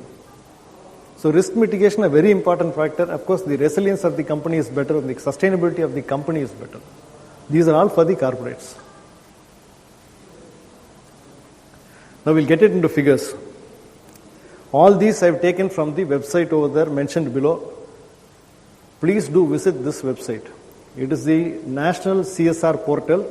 All the details are there. You get the national level, the state-wise, district-wise, everything. If you are from Chennai, you go click the chat. I've taken out the data and put it here. See, the total national spend till date has been, till 18-19 has been around 71,000 crores. It is not a small amount. Out of that, Chennai, Tamil Nadu has got 3,174 crores. That is about 4.45% of that. I'm just reading the last line, nothing else. Others you can read for yourself. I have taken the total national spend, total number of companies which are, it's gradually increasing over the years. The spend has been increasing, but for a dip in 17-18, it has been gradually increasing. And percentage spend in the sense, the top 20 companies, what percentage they are spending? About 34% is being done by the top 20 companies, the national level. If you are able to get CSR funding from any one of these fellows, then naturally you are going to sustain your activities throughout your lifetime. You need real good talent to get into the top 20 companies. Do you want to know what are the top 20 companies? Go to this website, click the top 20 companies, this will drop down. Everything is available in open space. And each company in your neighborhood, you can go into the website, each company in your neighborhood, what are the activities they are giving money for, what is their annual spend, everything is there in the website. Everything is an open domain. You need not go search for it. This is the most important website if you want to, regarding CSR. And the government has facilitated this.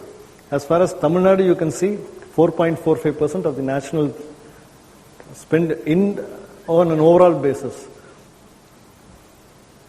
Now, development sector wise, which are the sectors getting more money every year? Generally, there's a feeling that no, sir, there are government funds. People simply write a check and give it to the government funds. You see the percentage over there?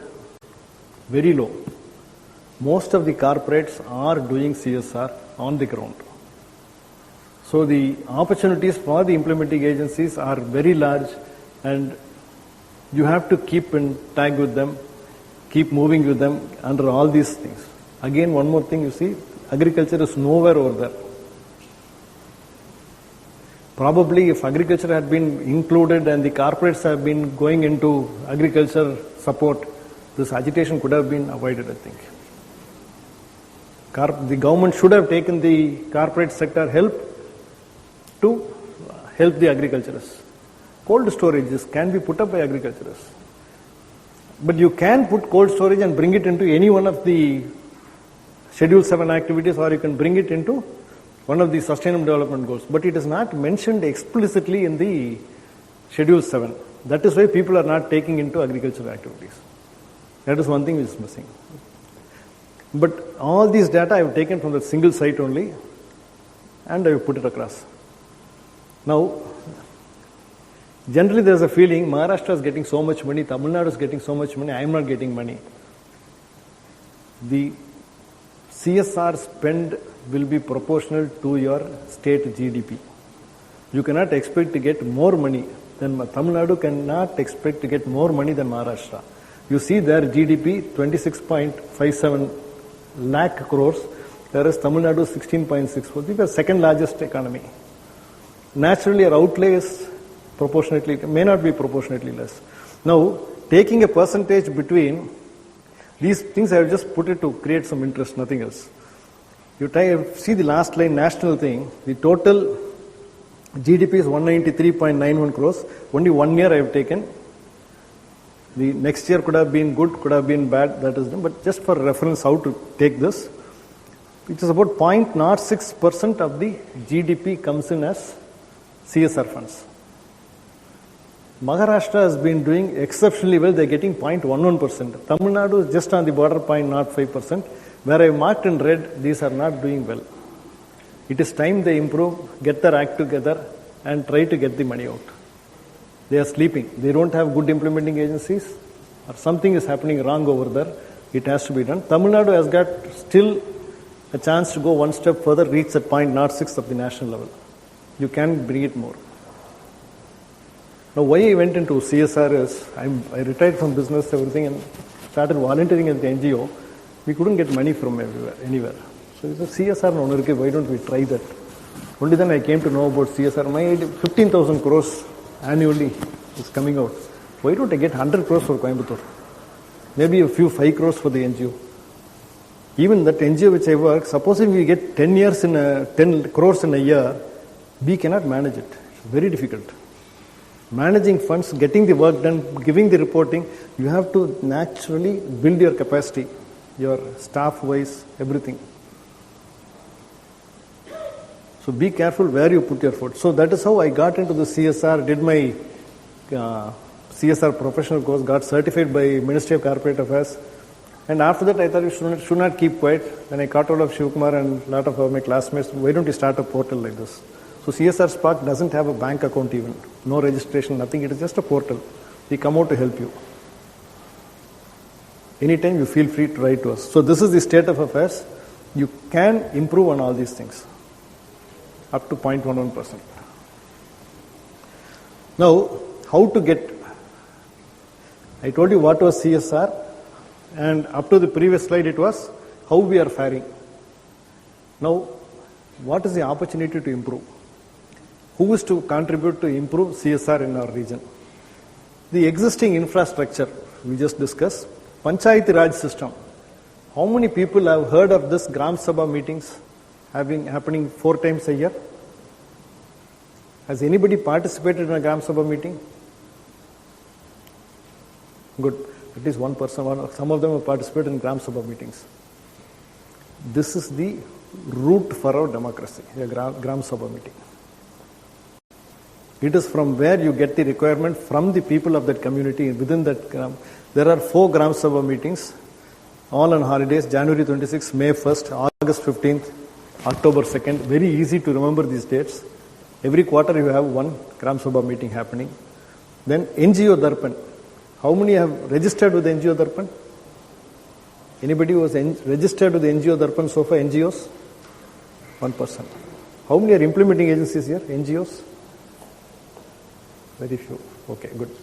So you have to register with NGO Darpan. NGO Darpan is the interface between the NGOs and the government departments. If you want, see, government spending is there for NGOs.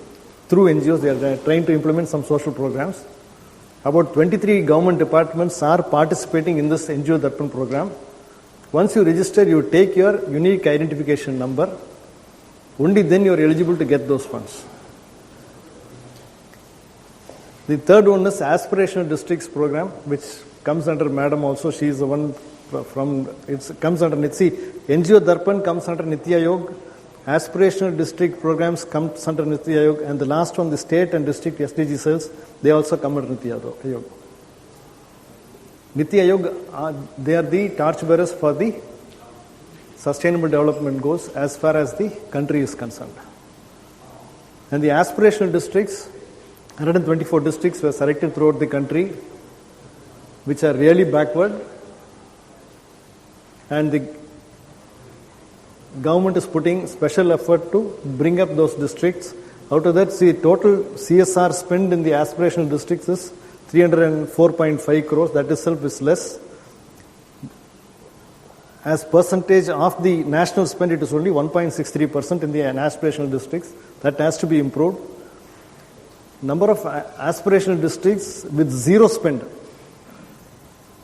Government, see, this is where the correlation between CSR and government does not exist. The government wants to improve those districts, but CSR is not playing any part over there, zero. And with below 100 lakhs and between 100 and 500 lakhs, only 11 districts have got more than 500 lakhs. In Tamil Nadu, we have two, Ramanathapuram and Virudhunagar. I don't know, Virudhunagar under what category they made it an aspirational district. I don't understand that. Even there you see, the Tamil Nadu spend is 823 crores, whereas Ramanathapuram has got only 1.13 crores, only 2 companies participating there. CSR is practically nil over there.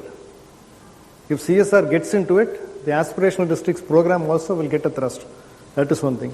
Whereas Virudhunagar, 7.03 crores with 17 companies participating. All these have to improve. So the existing infrastructure is the Panchayat Raj system, the NGO Darpan and the SDG cells. Now, this is one slide. Every line of it we will read. Now, how to bring about a real change in improving the attainment of the SDGs through CSR. What will be the correlation? Again, I have gone back to the same figure. The beneficiaries are there, the corporates are there, the implementing agency is there, the district administration is there. Now, you will start with the beneficiaries. First of all, as a responsible citizen of that particular village, you have to attend the Gram Sabhas. Unless you go there, you cannot make your voice heard. And Gram Sabhas, mind you, very powerful place. The district administration has to record everything and everything. So immediately you are voicing your request to the government. Attend the Gram Sabhas. Implementing agencies, IAS I have mentioned, implementing agencies to submit the proposal to the district SDG cell. SDG cell is there in all the districts. So if this can be done, I am just giving you a proposal, nothing else. If this can, so once then support the partnering corporates and implementing agencies. When they come to do the work in your village, go behind them, support them, give them enough strength. The beneficiary support over there. Participate in execution and monitoring. So this trust deficit will go. If you are participating in the executing and monitoring activities, naturally there will be zero trust deficit between the beneficiary and the implementing agency and the corporate. And it is your baby, you have to ensure sustainability as far as the beneficiary is concerned. The implementing agencies, you have to obtain a unique ID from NGO Darpan, and mind you, declare which SDG you are working for. There are 17 goals. 17th goal is naturally when you are in CSR, it is partnership.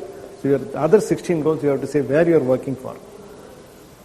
You tag your NGO with that particular SDG. Mr. Ranganath was also mentioning your activities should match the SDG. Tag it. Then you attend the Gram Sabha meeting as an implementing agency, get to know the people over there, get to know what are all they required to submit. Then you have to submit the proposal to the SDG cell, partner with the corporates, implement, report, and finally exit. Get out of the place. Don't be sticking there. That is one thing. Next you come to the corporates. Declare the SDGs your CSR policy is aimed at. You have a CSR policy. In the CSR policy below you label the SDGs. What are all the SDGs I am working for?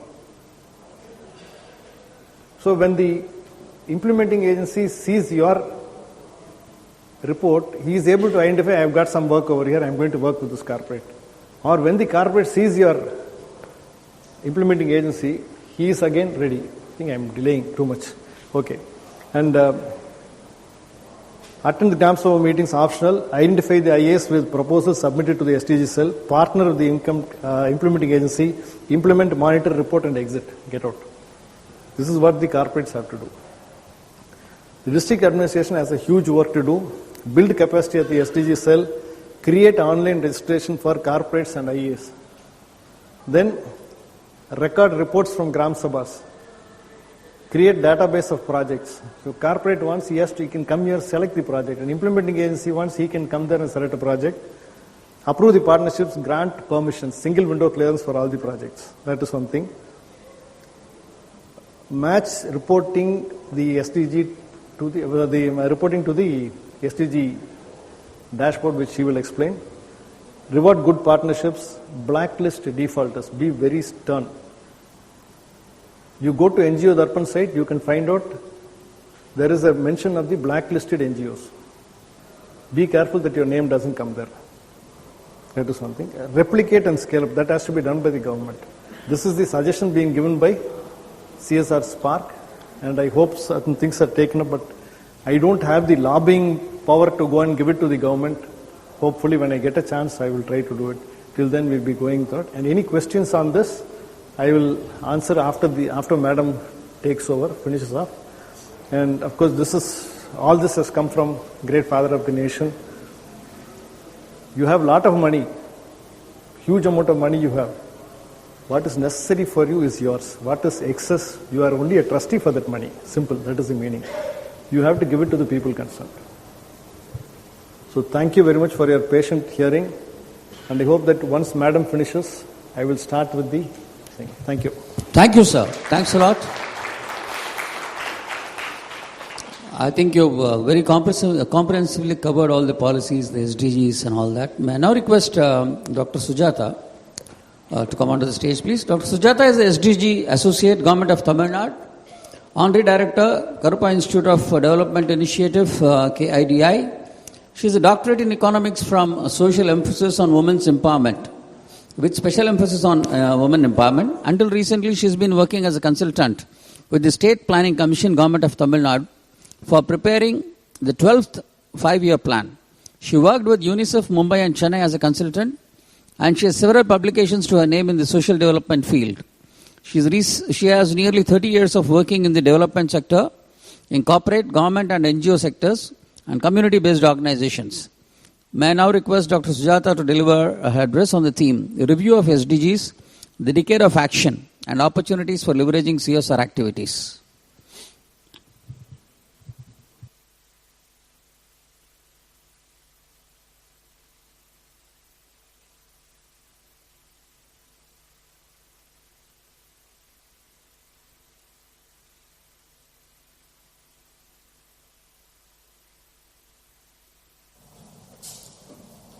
Thank you. After listening to Mr. Krishna Swamy, I find that taking on SDGs is going to be a big challenge. But I think I will make this attempt to present SDGs for the corporate sector, because the corporates are working in a lot of SDGs as part of their CSR. And I think this is an opportunity for you to realign CSR to SDGs. and to know what is being done at the national level, the state level on SDGs, and how you can partner with the government on various other initiatives with the departments you're working with and with your area of expertise. So that is the thing. I have great pleasure in being here, and I thank the organizers for inviting me, because I have worked more with the corporate sector than the government, and equally sometimes with both the government and thing. And I was, working with TVS Electronics for their corporate social responsibility for quite a long year, more than 10, 11 years. So I understand the CSR much better, even though I am now presently engaged with the government for dealing with the SDGs as SDG associate. So 2020 is supposed to usher in the start of the decade of action, and then Corona happened. So, the decade starts off with a bad start, and we are in a position that whatever has been achieved in the 5 years, now we are forced to push back some of the things. We are forced to look at different way of aligning and working towards different partnerships so that we are able to reach a new normal, which is much more sustainable and better, and we leave us better off and leave us in a more sustainable solution to the whole thing. So let me start my presentation.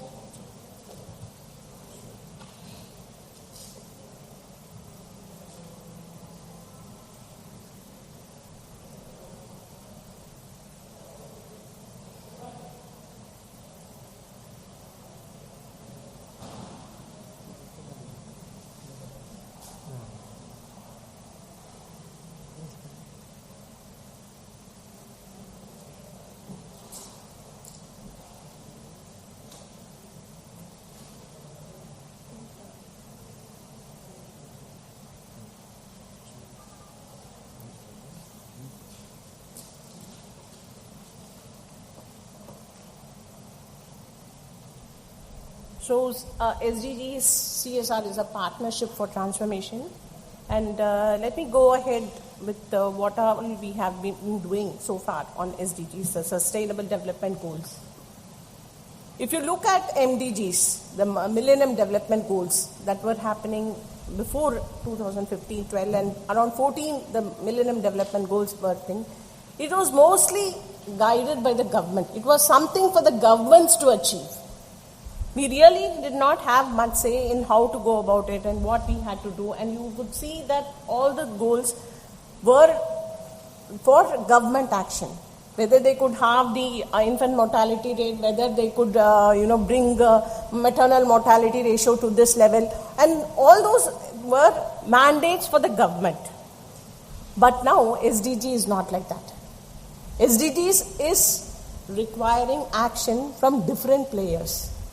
So that in itself is a change from MDGs to thing. Government as a sole player has now taken a backseat, has involved the others into the action play, and we have even individual action contributing to the overall SDG goals, the acquiring of this.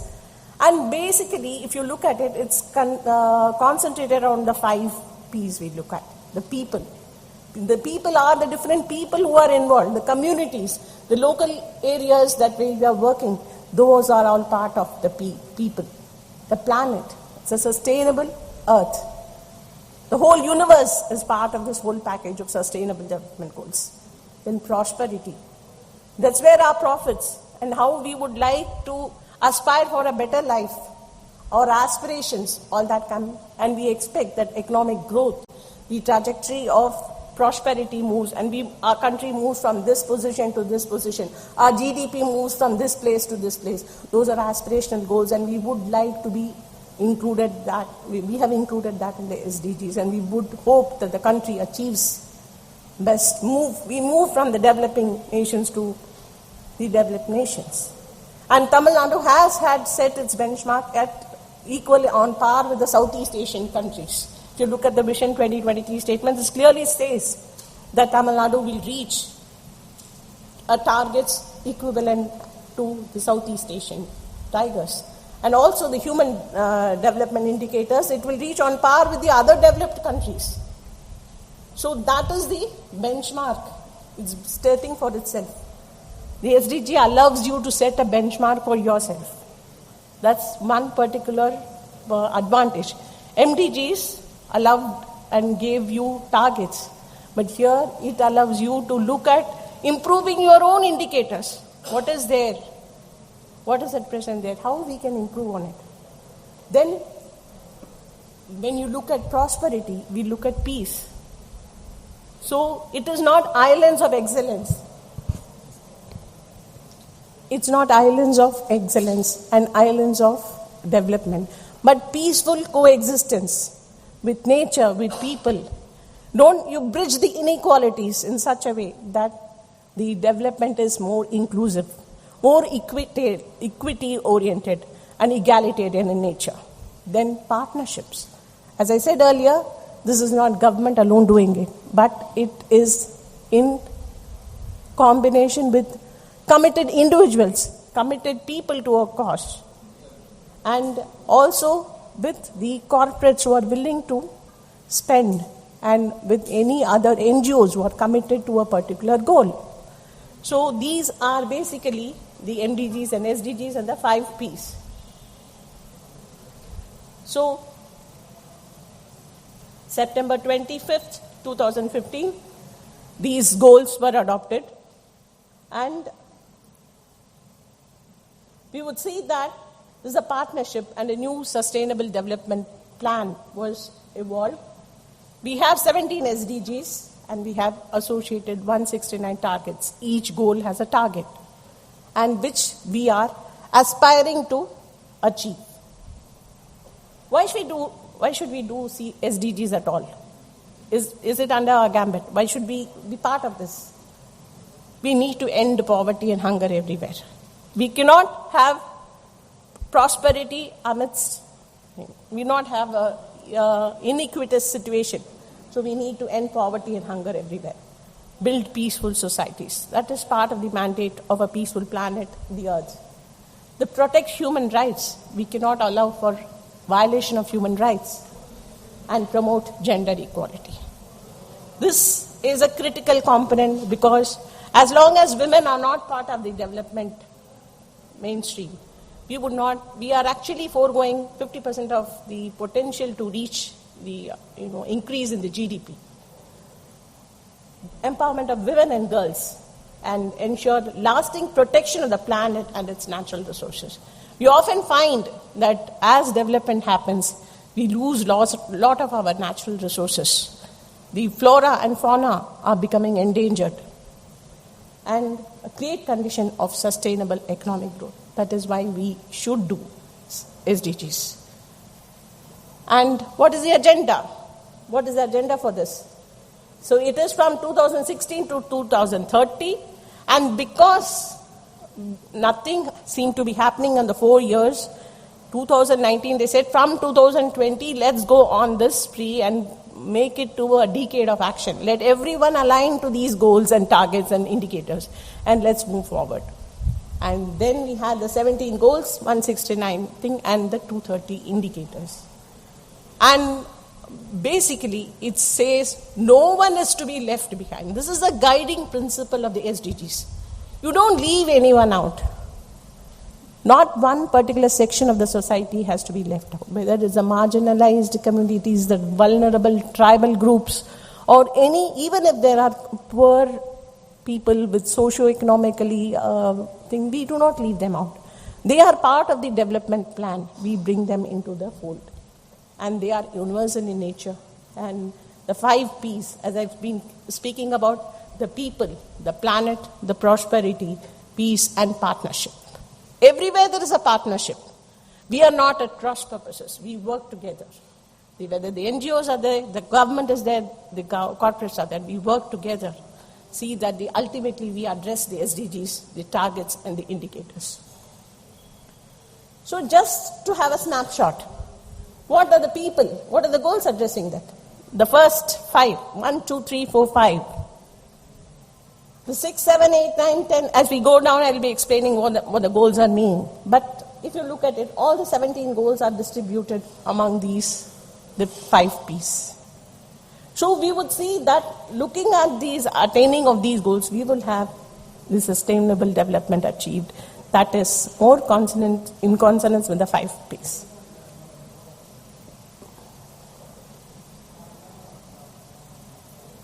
So these are the 17 goals.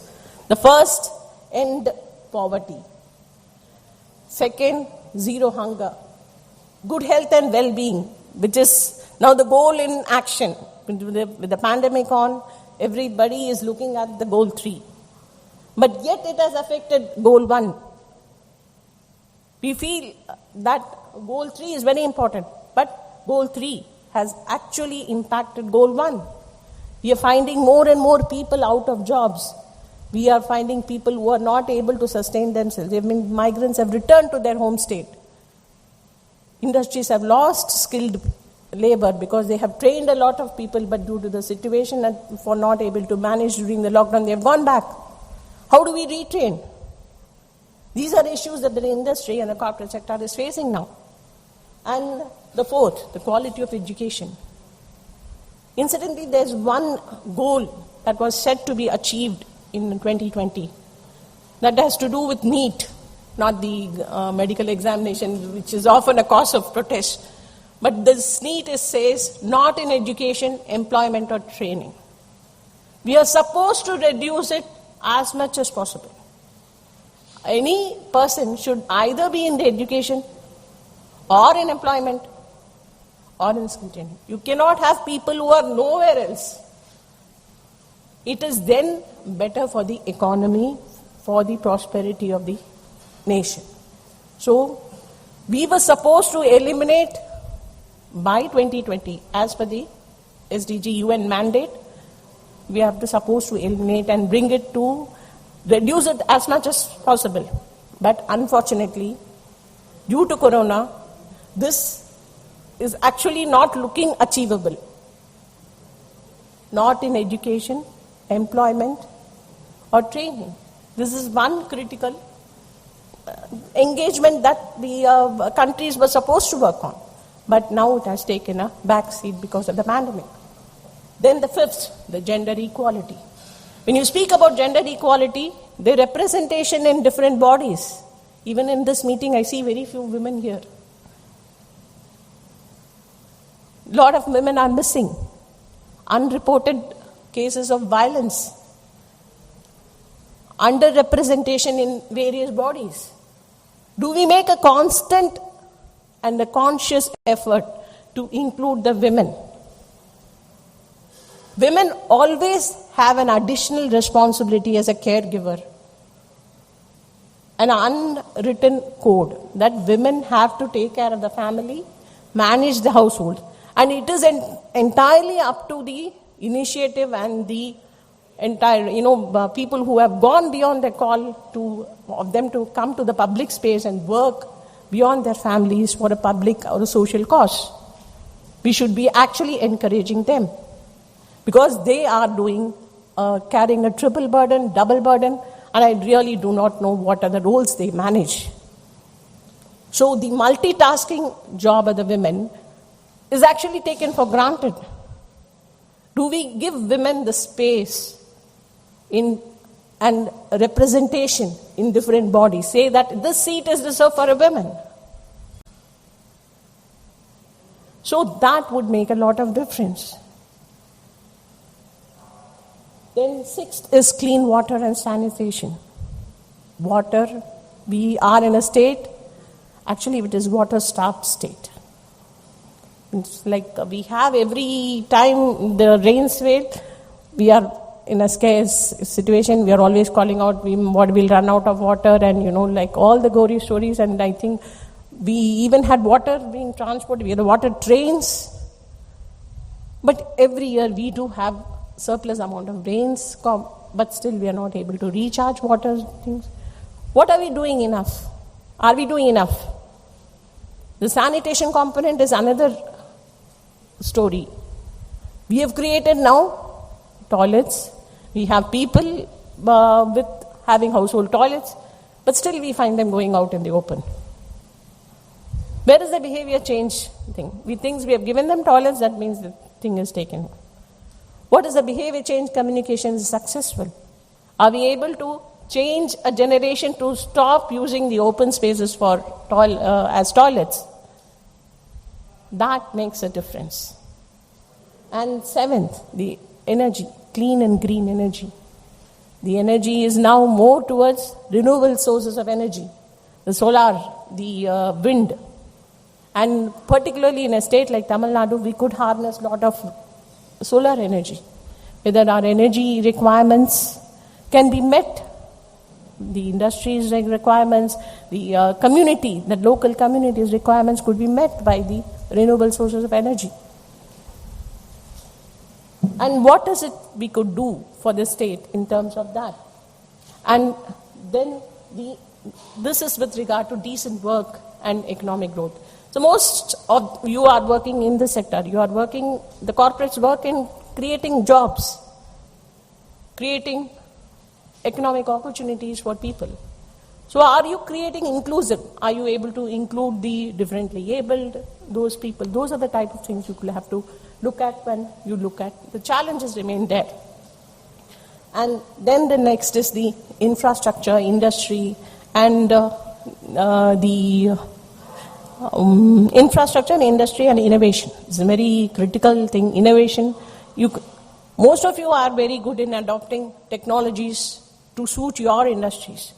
Whether we could look for solutions for the community also in a similar way. What you have adopted as an industry could be actually localize it. SDGs is about localization. What you as an industry have gained insight to, you could localize to the local communities that are there out there. You are located in between a community, place in a community. Could we localize it? That is one aspect we can look at. Then go on to reduce inequalities. This reduced inequalities is, as I've been saying, this is very, very critical. You have people from the marginalized communities, the differently able, the people with different sexual preferences, the lesbian, the gay communities, and how we are able to mainstream them, whether we are providing employment opportunities for them, and whether we can reduce the inequalities in them. That would be part of the reduced inequalities. And the 11th is sustainable cities and communities. Here is where your culture, the cities thing, and the tourism component, and how clean you can maintain, all those things are coming into play. And you would be looking at your system, the corporate sector, as a microcosm of a large macrocosm of the city. And how the different forces are interplaying, and how you can improve upon the locality in which you are situated. And then the next is the responsible consumption and production. Earlier it was sustainable, then they changed it over to responsible, because it would be very difficult to define sustainable consumption or production. But we could say responsible, because in that case we can look at maybe reduction of food waste, having, maintaining, extended producer responsibilities, managing waste, liquid waste, zero waste, all those things could be brought in. So it is more responsible production and consumption. So running,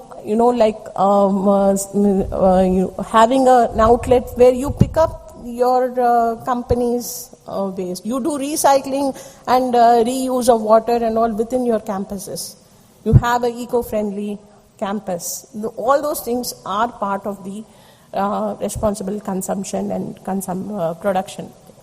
The climate action, I think many of the corporate sectors are working in this area, particularly with regard to the mitigation and adaptation, the afforestation programs, because I think we have a mandate, nationally determined contribution mandate of having a 33% tree cover, and we are still working to achieve it. So there is definitely a lot of investment that seems to be going into climate action, and also because of the fact that the COP, which is the Climate Action Platform, came in much earlier than the Sustainable Development Goal Platform. And many of the corporates have caught on to that and have been doing a lot of activities with regard to the climate action, and you would find a lot of them having, earth hours and all those things which are contributing to the sustainability and the triple bottom line, because of the fact that climate action was on a much earlier mandate of the UN, and the Sustainable Development Platform started at a much later date. Then the 14th is life below water. This is the first time in the sustainability thing we have thought that the oceans, the water bodies, the rivers, all have to be taken care of. See, I think we took everything for granted. Whatever nature had to offer, we have taken for granted. But only few of the activists have been speaking that we have to take care. The resources of the nature are limited. We have to take care of all these things. But yet, this is yet to take on care. So, life below water. So, how much of marine life is there? What are the different species? And more specifically, we have gone into the different species diversity. That is a very, very, it is an indicator of the propensity of the oceans to survive much longer than what is expected. Then, life on land. Same as I was saying about thing. Why do we have separate goals for water, land? I think it is to make us realize that the land, the water are all part of the things which we are taking for granted. Let us look at land. How much of land is left? And, it could be cultivated, it will be just like that, barren lands. Not taken, reclaim those lands. We could reclaim, make it some source of value for it. So that sort of thing, bringing them back into, something, prevent desertification is an important goal. Unless you have greens, unless you have a green cover, we are in for a problem. So that would come under the life on land. It comes with the wildlife biodiversity.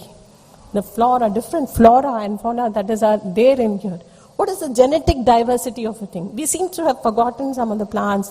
The sparrow, if you know, which was, we could remember in our old days that sparrow used to be a constant visitor to our house. But now do we see a sparrow? We now have a small group of people who are trying to trace where the sparrow is going and build houses for them so that they come and build their nests there. We are moving the species out of the areas where they were habitating. Can we learn peaceful coexistence with them?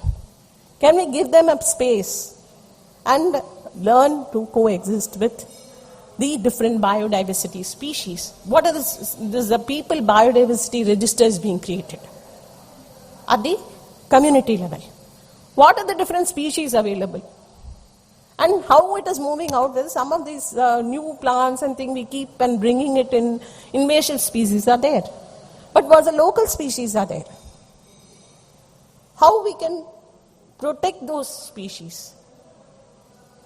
These are the very important areas where the SDGs try to focus on. Then the 16 is the peace, justice and strong institutions. Then under the strong institutions, we have the government, we have all the different bodies. But most importantly, under strong institutions, you have the local governments, the Panchayati Raj institutions. As you was mentioning earlier, the Gram Sabhas is where you would actually have people vocalizing their actual need. You would not find that they will be asking for the moon, you give me so much of money. Their needs will be actually very, very minimal and as per what they can do for their thing.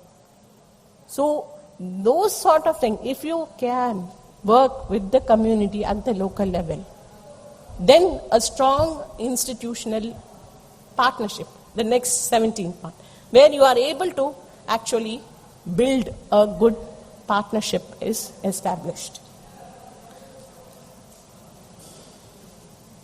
For the goals to be reached, everyone needs to do their part.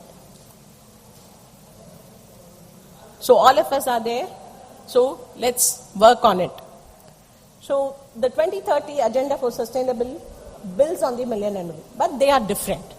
If you look at the process, it is different.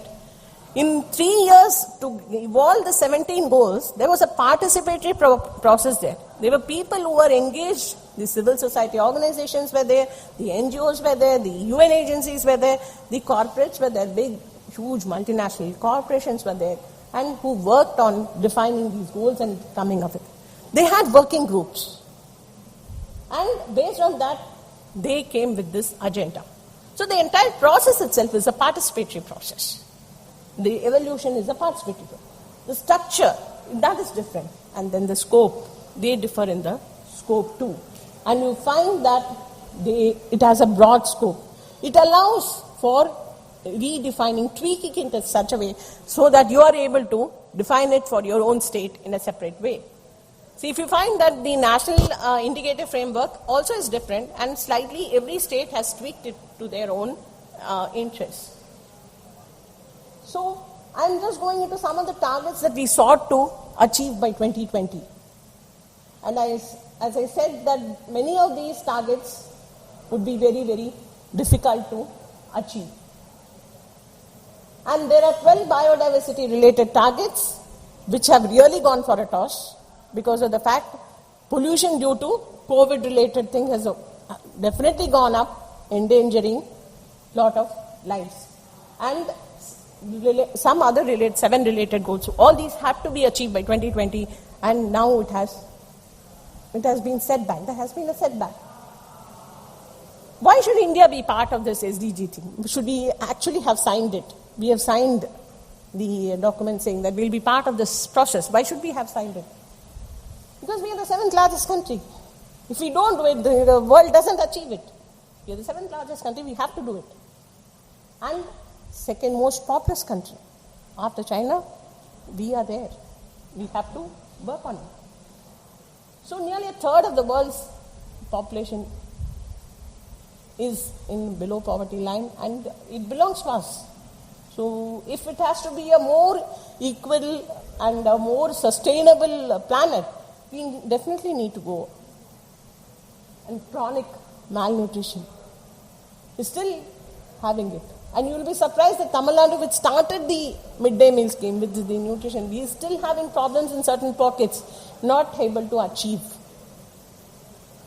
something basically that is not working towards addressing this issue. Still continues. Child marriage.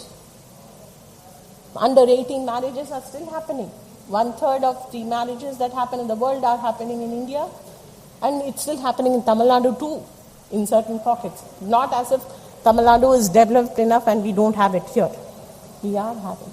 And even during the COVID time, you would be surprised that we had calls from people saying that such and such a child is getting married. Would you come and stop it? So, because it was a COVID time, we were able to intervene because of the lockdown. But otherwise, they would have escaped. We would not have been able to. So it would have been gone unnoticed. Because it was lockdown, because it was a COVID period, it was more visible to everybody around that this is child marriage, this child is getting married. She was only 17. And many often you find that when the child marriage takes place, it would be actually because they say nobody else to take care of the girl. So in spite of so many systems available at the community level, at the thing, we would still find that getting a child married, getting a girl married is the best security one can offer. Tamil Nadu as a state has taken a lot of initiatives to see that girls complete up to 12th standard. And a lot of girls are there who have completed up to high school education. But still we have children who either drop out before 10th or who are married off early. Both the pull and push factors account for, rather than keeping the girl child at home, it will be better to get her married off. Open defecation is 50%. Luckily with Swachh Bharat mission, we have tried to make a dent on this. But again, as I said, this is a matter of debate whether we have been able to sustain it. The behavior change communication has happened. And whether there is a continuous build into this to ensure that you don't have lapses from the thing. The maternal deaths. So maternal deaths, I think Tamil Nadu, we can say that we have been able to, because of the public health system in Tamil Nadu, been able to address the maternal and child death. We have already achieved, as far as infant mortality rate, our target. What is set for at the national level, not for our thing, and we are aspiring for a much better global target. So, and the maternal deaths, maternal mortality ratio also we will be. Tamil Nadu has invested a lot in the social sector development. So I think these are something in which we would vary as a state from the other states where these are still persistent. So now we look at these finer intricacies of the SDGs. The Sustainable Development Goals are 17. They are the ultimate ambition, where we want to be. And the target. Under it, there is a target. You have targets. You say that we have to reach these goals, you have to do all these things. And then these are the indicators. And indicators will help you measure how far you are towards the target. Say by 2030, I will reach this target. If I say, how far am I to reach that target? This is where, as morning Mr. Ranganathan was saying, we should be pegging our indicators. Our outcome should be pegged to these indicators. So any CSR spend, if we are pegging to these already available indicators, we know that your contribution is going to the overall national development, the state's development. And this is very, very critical. So your outcomes should be pegged to these already available indicators and how the society could, and what has been declared by the state as a state indicator framework, and that if you are able to align, it will make a lot of sense in your CSR spend.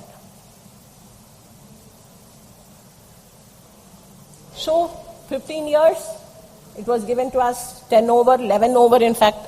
So 17 goals, 169 targets by 2030. And we have to ensure that no one is left behind. And it is a global change. It is not 1%, 2%. We protect the planet. This is 3 components, the social, the economic, and the environmental component. We'll be looking into it. And India has 306 indicators for the 17 goals. We have 314.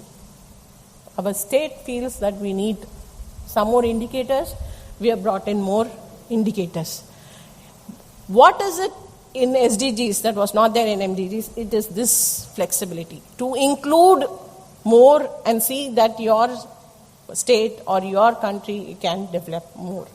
You can take or leave some of the indicators, but we have taken on quite some more to ensure more for the state.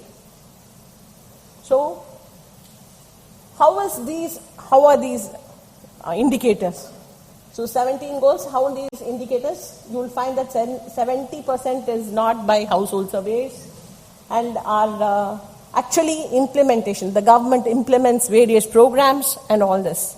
So it is by, when you are aligning to the overall implementation strategies, then you would find that this indicators will be going up.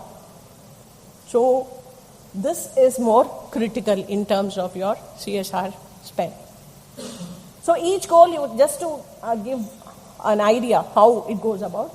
Goal 1, if it has target 1, target 1.2, 1.1 will have 2 indicators or 3 indicators.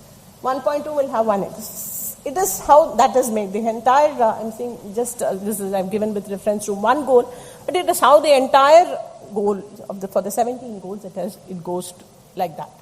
So overall, if you are progressing on certain goals, you can actually monitor it on a dashboard. And the state has a dashboard. It is there available in the website. Niti Aayog has a dashboard in which you can see the country's performance. The UN has a dashboard where we can see the country's performance. What is MOSPI? MOSPI is the Ministry of Statistics and Program Implementation. This is the primary data point for us, who monitors our indicators, where the implementation scheme, which state is doing better, which indicator we are progressing, which we are regressing, which are not making any change. All those needs to be monitored. And anything that doesn't get monitored never gets done. That I think we have to accept it. You don't need a monitoring body to it, but we definitely need monitoring to see how that the indicators, whether we are achieving it, whether we are getting it done. So this the SDG focal point is MOSPI. The Ministry of Statistics and Program Implementation is the data focal point. See, the data is the official data agency, and every year it prepares the national indicator performance of the national indicators, where they are moving from X to Y and Y to Z. That is what every year we have reports coming out from them. What does Niti Aayog do? The premier institution which is supposed to bring the transformation. We had Niti Aayog brought into thing because we were supposed to bring the transformation of India, and it is a nodal institution. We have think tanks on particular aspects where there is different agencies coming together. We have people who are academic experts, who are field level experts, coming and discussing issues. They have brainstorming sessions, and based on that they prepare status paper. And that is circulated to the ministries for them to devise strategies, plans for action. And this is where I think, as part of an enlightened group of people who are capable of working in your area of expertise, you could actually contribute either to the Niti Aayog or to the state, having certain goals, take up certain goals, form certain committees, work and have a status plan or an action plan, how this can be improved from this place to this place. The government would actually benefit a lot from when it can be having implementable solutions, taking into account what is there in the ground reality, and from moving from X to Y, what is the trajectory of growth that has to be, what would be the investments required, what the state can give, what the private can give, what can be got. These are some of the things that can be done as a joint action plan. So every year we have the SDG India Index thing. We have one SDG base index we had, SDG 1, and then SDG 2 has come in 2019. We are expecting SDG 3 to come in December. The end of December they normally release. And I think they will be on time release. The SDG 3 index will be thing. So what's the state strategy if you look at this? We have an outcome-based monitoring. We are doing an outcome-based monitoring. We have identified different departments who are working on different goals. We have mapped their schemes. But we do have low-performing indicators. We have put in place certain people who are looking at how to improve these things. So various schemes have been put, and we have the development agenda is we are starting to look at SDGs in a much more serious way. And schemes are now being tagged to the scheme performance is being tagged to the SDG indicator performance. So this is what is happening as far as Tamil Nadu is concerned. And if you look at the rank with this the SDG previous thing, we are doing quite well. And you would find that I think we are in the third position with Andhra, Tamil Nadu and Telangana. And these were the indicators that were used, 68 of the indicators, and modified national indicators, and then from the ministries. These were the indicators with which we were assessed. So it is not comparable. We cannot compare SDG 1 performance with the SDG 2 because these indicators keep changing. And then it will not be possible for us to compare these indicators. Say in SDG 1 we were this, SDG 2, because they are using a different set of indicators, and new indicators are being brought into the fold. So non-comparable, but definitely it gives you a relative position with other states. That is what we are likely to wanting to know, that where we are placed when compared to the other states. And that way, if you look at it, the SDG index does take into account. Now going on to the thing, I've taken the UN posters and try to explain how this particular thing is no poverty is eliminate poverty in all, end poverty in all its form is what the SDG thinks. And what can we do that corporates can do is actually encourage local enterprises. There are many local enterprises, even SHG products are there. They lack technology in branding, which corporates are very good in branding their products and things. But SHGs are manufacturing the thing, but they are not able to come up to the quality standards. They may require some basic training. They may require some hand-holding support to see what can be done to place their product, improve their product, and improve their market share, and or to get a sustained income from that thing. Many enterprises are not able to sustain themselves because of lack of standardization. You could help them with that. Is much more acute for them in the sense they will be pushed to to the border of their limits, whereas we can actually do a much things. It's like we also grow, you also grow with us. That sort of concept, fostering a relationship with the local enterprises. And particularly in areas where you have marginalized communities, the tribal groups, the SC/ST communities there, in a large proportion, whether we can actually extend the differently abled people, maybe the single-headed, female-headed households, single, families with single old age women there who are still working, how we can extend support or do something like that. Then going on to the next, the zero hunger. Zero hunger is what the agriculture sector, our agriculture productivity, all the farmers now are on a big rampage now. The food security is at stake. Food security is not zero, hunger is not only food security, it is also nutritional security. We are looking at a chronic malnutrition and also two extremes. We have people, children who are obese, we have children who are undernourished, coexisting in the same thing. How do we address it?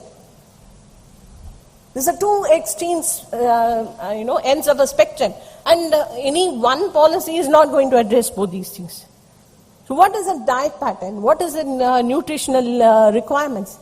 I've seen in many schools in the rural areas, children do not have a breakfast when they come to school. It's not one case, two case. I've done quite a stint of, training with girl children. And they all tell me that I had only tea. I did not have anything. Last meal was at 8 o'clock the previous night. Just imagine a child or a growing adolescent going without food for more than 12 hours. So and she is likely to graduate into a young mother, probably given the economic situation. She may be married off by the time she finishes 12. 18 years, 19 years, then what do we expect of our young mothers? Health of the nation has to be addressed, and hunger. There is a chronic hidden hunger due to the nutrient. Then we do not have enough nutrition for our growing population. Whether that is being addressed. How can we ensure that the government is looking at a policy of the government of Pondicherry has a policy where they have extended the midday meals to the breakfast also now. So Tamil Nadu is also may come up with one such policy in the near future, because many of the times you find that this is a very serious situation to contend with. There is also, you find one area where you don't have food for eating and then people go hungry, where you find another spectrum where people keep wasting food. You don't eat food cooked yesterday, you just waste. This is a situation we see in a lot of urban areas. Cities in Mexico have come up with solutions like they're putting, even in Chennai also I heard, they put whatever is left over in a fridge outside, anybody can take it. They don't have to pay anything, but some hungry person is going to take. Those sort of initiatives, local initiatives, which would actually think, you don't have to have a systematic policy, but these are some things which can think of, like running a food bank, a grain bank in a particular area, and also you could have, like he was mentioning here, storage facilities, cold storage facilities, the warehouses, all those things could be done at the panchayat level.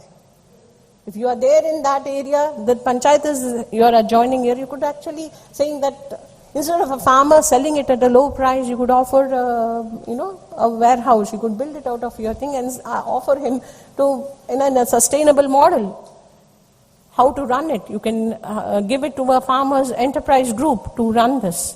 The supporting farmer producer organization is part of CSR, and then going on to the goal 3. I think lot of activities have now gone this particular year, good health and well-being, and we find that what is now not done is particularly on the issue of mental health. We are still finding that there are a lot of people who are requiring support in terms of emotional and psychological support. There's a mental distress, a lot of inability to cope and deal with stress. And that is having a negative impact. We find that suicide rates are going up. This is reflected in that. It may not come a figure in this goal, but definitely this has an impact on even the productivity. And also alcoholism, drug abuse, these are all part of this. So this goal, it does not look into, if you're not able to address on the local community and the people, the whole entire value chain, if those people who you do not offer any programs or sustained solutions to this, you would definitely have a problem in terms of sustainability. So that needs to be done. And as we are going on the development path, we find that the mental health needs more focus, not as labeling and a thing, but we actually have to look at it. Then the quality of education, we have said that now MMA is also taking up some activities, I think, to do things. But one thing I would like to point out at this point of time, because of COVID, the education has actually had a tremendous, I would say that the 4, quality of education is what has taken a terrible hit. Compared to any other goal, I would say that this has taken the entire one generation of, people who are either trying to graduate or trying to move to the exams, they're all finding it very difficult to move to the digital platform, finding learning becoming very, very stressful, inability to handle and all that. We say that it is easy, and there has become a digital divide between those who are having laptops, mobiles to connect, and those who do not have. And that is more visible at the, education at the corporation schools and all those schools where this is trying to be a very great challenge. And many of the students are not able to relate, and you find that girls are particularly affected. When you have 2 mobiles, one the parent is using for his or her work, and the one will go normally to the boy and not the girl. So that happens, and we are seeing it in the field happening. How to address it? That actually we need partnerships. There has to be some sort where we can bridge this digital divide, and the quality of education can be improved. So gender equality, as I spoke earlier, the representation and all that has to be looked at, and we can improve the training of women at the grassroots, give some support to the local SHG movement there, and all this can be done. So I had also mentioned this earlier when I was introducing the reduce, recycle, reuse and recharge. Particularly important now that we recharge our water bodies, the water, the groundwater in the area. Affordable and clean energy. We create our own systems of renewable energy sources. We're able to tap into the renewable energy sources, whether we can have, localized energy generation and tap into the grid. Whatever is excess, we can be, allowed to taken into the grid. So decent work and economic growth, we have discussed it quite thing. The industry, innovation and infrastructure, supporting infrastructure in village roads, which may need some development, we could invest in that, and that too with the cooperation of with the governments. So reduced inequalities, it could be with the support of the governments, and how the marginalized communities, the marginalized people from differently able, the people with learning disabilities could be mainstream, could be part of this agenda. The sustainable cities and the solid liquid waste management, rules, regulations, how as corporates we can encourage communities nearby to also abide by this, and also to provide support and for green and affordable transport too. And this is what I was mentioning, we have food wastage, how we can handle this can be done, and this could be also looked at from a different. And this climate action is, as I mentioned earlier, climate action is one of the primary areas where corporates were earlier working on, and we have worked, but a lot more has to be done. It's not as we have reached the level required. We still have to invest more, and we have to look at reducing emissions, reducing, have more mitigation and adaptation technologies and things, so that the climate thing, we are able to reduce our carbon footprint. The life below water, water stressed, water starved state. So we have various programs at the state level, at the national level, where we can co-opt and work together with the government to restore and recharge and keep our water bodies safe. So this is with regard to the people's biodiversity register. What is the endangered species, the species in the available that are there in the area where you live, and how you can promote saving those endangered species could be part of then looking at the particular things. The state tree is the palm tree. So how many palm trees do you see if you look at it? So we have a state tree declared tree. It's a palm tree. How many of us plant palm trees?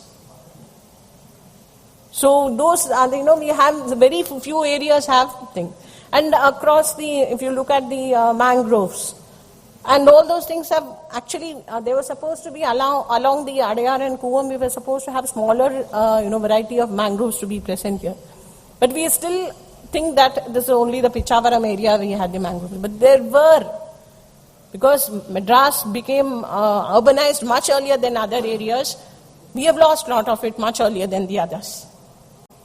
So those are some of the things we can actually do. There's some program that is going on which is trying to revive the river restoration, the Chennai River Restoration Trust, which is trying to revive the waterways of Chennai, Adayar, Kuvam and all that. So peace and justice, strong institutions. We would actually look at how the different things, and this particular goals also looks at crimes against children. How we look at our children, the aspect of the internet cyber crime that is increasing, how we can find solutions to help out and reach out to children in this particular thing, and concerned with your basic identity and proofs and all those things. The Internet Connect is part of this goal, how your tele-density and ICT communication, all this is part of this goal. And most importantly, the last goal, which I think is the most important goal, because it actually connects all the goals, and you create partnerships, and you're not working in silos. We create partnerships so that we work together towards a common goal of these things. This is SDGs 17 is all these 17 goals is a to-do list for the planet. And United Nations has said this. Now coming back to what Krishna Swami said, many of these are actually can be linked up. If after looking at this, you can probably see which goal do they fit in. I think all of you are quite, have looked at the goals quite seriously. Will be able to relate.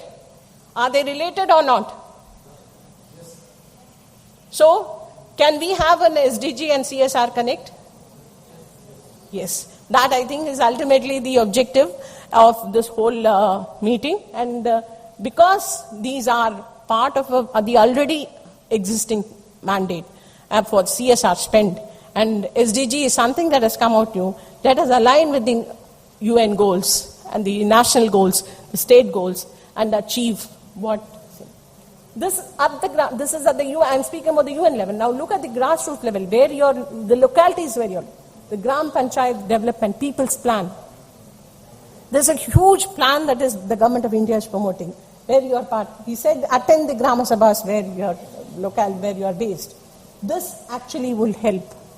You are part of the framing of the policies. You could, what you want to happen, see the change, be part of that change. If you want that locality where you are located to change, be part of that. So in good, be part of the resource planning. Whether there is a resource crunch in that particular panchayat, they could fill it up. That can happen. That provisioning is there in the Gram Panchayat development plans. We could align ourselves there and the localities where you are located. Please look for these, and these Grama Sabhas are excellent bodies, and you could invest in seeing the change and being part of the change in that area. So, just to wind up, this is where we stand. And I think except for a few reds, I think we are doing quite well in Tamil Nadu. And gender equality, as I said, is a point of thing. We take a lot of things for granted when it comes to women. Gender equality, a finance minister, defense minister being a woman does not mean that women are empowered. We still have a long way to go. So I think we have to work on it quite seriously.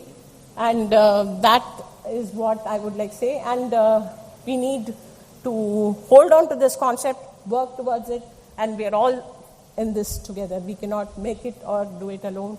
And each goal is important in itself, and they are all connected. And that is what we have to do. And the reason I'm here is I think that even a committed group of people can make the change happen. And I think now this would be a start point for a long journey together of SDGs and CSR. Thank you. Thank you. Thank you, Dr. Sujata and Mr. Krishnaswamy. May I request both of you to take the please on the dais, please. We have some time for a few quick questions. So, ladies and gentlemen, both of them you have seen they have been so very professional in their approach, and there is a lot to talk about on the subject, and I think they have did their best given the time constraints. So we have a lot of questions coming up. Let us see how many we will be able to take. Maybe we will combine a few and take them together. We've got some questions on the internet as well. So let me start with a question that has come from a student, possibly on the internet, and this is, I think, directly to Dr. Sujata, because she actually mentioned something about the food wastage. There is a Mamta Jain from one of the colleges in Vizag. She is asked, ma'am, my question is, where can we report food wastage, particularly in events like Tomatino Festival? And I tried to stop this through Twitter, but failed. I mean, where does she report so that, these kind of events can be stopped? She's talked about this Tomatino Festival. I think it is something which happens in Italy. She possibly talks about that. But I think the concept is not of reporting and waiting for someone to take action. I think it has to become much more than that. You don't need someone to police such action. But we could actually offer, saying that if there are food wastage, can we look at, probably spaces where we can donate food. Now, many of the conscious people are actually, in case the marriage is being fixed and we have leftovers, we go and give to the nearest orphanage. We have links with that. We are doing it to a certain extent. But yes, we need to actually have some institutional mechanism, probably. Say that you have so much of food, think 10 people food is there, you please give. Like that, some setup where we could actually connect and give it. So instead of making it a policing and a reporting and, taking legal action, I think that normally doesn't work in the long run. Even though, I expect laws to define and govern, I think it is more of participating. You are understanding that the amount of food waste would be thing. Tata's, I incidentally would have heard how Tata's reduce in their canteens the food wastage by saying that take only how much you are able to eat, nothing more. And I think they were able to achieve it and move towards zero wastage. I think it is a matter of speaking that you are depriving so much of food by putting it of so many poor people. That will make a positive impact rather than a punishing attitude, I think. Yeah, got it, ma'am. Thank you. So as of now, we have about 780 people watching this program live on various social media channels. Thanks to them. And also, we have sent you the questionnaire today, which Group Captain Vijay Kumar in his morning address talked about. A set of questions pertaining to the SDGs, and we'll request all of you to send in the responses. There's a very set of easy questions. We'll request you to do it today itself so that we can get the responses and we'll take it forward. Sir? Yeah. Okay. We've given you time till end of this month, but preferably as quickly as possible. Next question go to Mr. Krishnaswamy. So there are many organizations in Chennai itself which are very good in CSR policy.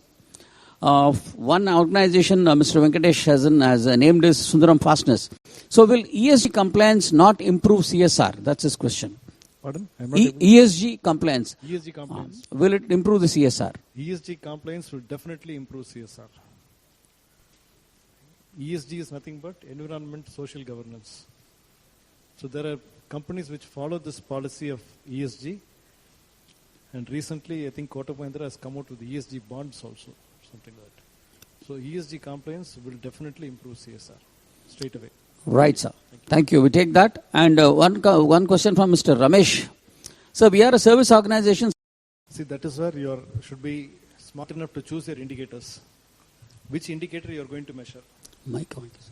As far as the student, when he comes in, what are the indicators you are going to measure when he comes in? And when the program is over, or you can even measure those indicators in between. Okay. The benchmarks which you set up is only important. It is your choice. And ultimately, your final indicator, that is where you map the indicators with the student and the progress you can study gradually. Okay. If it is a 3-year program also, if the corporate who is funding you agrees, it is enough that you give the final impact after 4 years.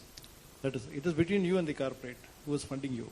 Okay. So the indicator I can say it's only the education, means they are continuing their education or they complete the education, or I can say indicator is their employment. No, indicator in the sense, the person who's, for a water body I will tell you, because I am used to it, I will tell you. I am desilting a water body. What is the outcome? Outcome is I am increasing the capacity of the water body. Okay. And what is my impact? The nearby borewells, the water level should come up. So naturally the indicator is the level of the borewells in the surrounding areas. In your relevant field, whichever you are working, you think about the targets, you think about the indicators, you think about the goals. And if you are going to align it with the SDGs, nothing like that. You have to link it with the outcomes. Outcomes. That's the primary thing. It's not an impact assessment, but more in terms of the outcomes. How many people have been, have improved their knowledge levels? How many have been? Those type of indicators which you can actually define it based on the indicators already available. Okay, ma'am. Thank you. Thank you, sir. Dr. Sujata, for gender equality, there is a question from Dr. Vasudevan. Doctor, for gender equality, reservation may be a short-term solution. In the long run, would it not be ideal to make organizations more transparent? Reasons for choosing one over the other? No, I don't agree. I think we need reservation. But not even 33% is enough. I would say 50%. We are 50% of the population. Why not have 50% of the reservation? Because why we need reservation is it is not a level playing field. First, that we have to understand. It's the same like reservation for the marginalized communities. For women also there needs to be reservation. Unless otherwise it will not be possible to achieve equality. It is not even equality, I'm speaking about equity. There is a concept called equity, and I think we need reservation. And I would strongly advocate a 50% reservation, because then only we will reach the 33%. Right. So, Mr. Krishnaswamy, the question to you is, should a trust which is registered also required to give a minimum compliance report? If yes, to whom? trust is the easiest thing. You have to report only to the income tax association. And to make it more compliant, your annual reports should be pakka. The annual report will give you what are the activities you undertaken, what is the value of money that you have handled over the year. So trust is very easy. You come to the society, then you have to report to the Register of Societies also, income tax, and then you come to the company, Section 8 company, then you get into the Register of Companies also. Right, sir. Done. So the next question is, what about the welfare of senior citizens? One Mr. Muralidharan is asking, is it also covered under CSR activities? Old age homes, daycare centers, all these things come under CSR. That is where the senior citizens come into play, not anywhere else. And of course, they are covered under any other category. Thank you. Right, sir. And one question again is from Sam Nicholas. Can we have a standard template to track and report CSR project impact spending? Is there any standard template for that, sir?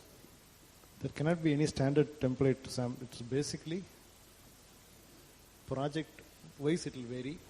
You have to create your own templates, and how you agree with the person who is giving you the money, and then the reporting. The government does not have any standard template for all these things. So you have to take it according to what project you are doing. Maybe in water body or education or hunger, nutrition, all these things. That is nothing else. Thank you. Right, sir. Mr. Subir Muhanti, he's asking, how relevant is social accountability? 8,000 standards vis-a-vis CSR Act rules amendments. Pardon? 8,000? He says there are 8,000 standards vis-a-vis the CSR Act rules and amendments. So how relevant is social accountability? Can you please clarify? There, 1 minute, you can just get the mic. Some others can hear you.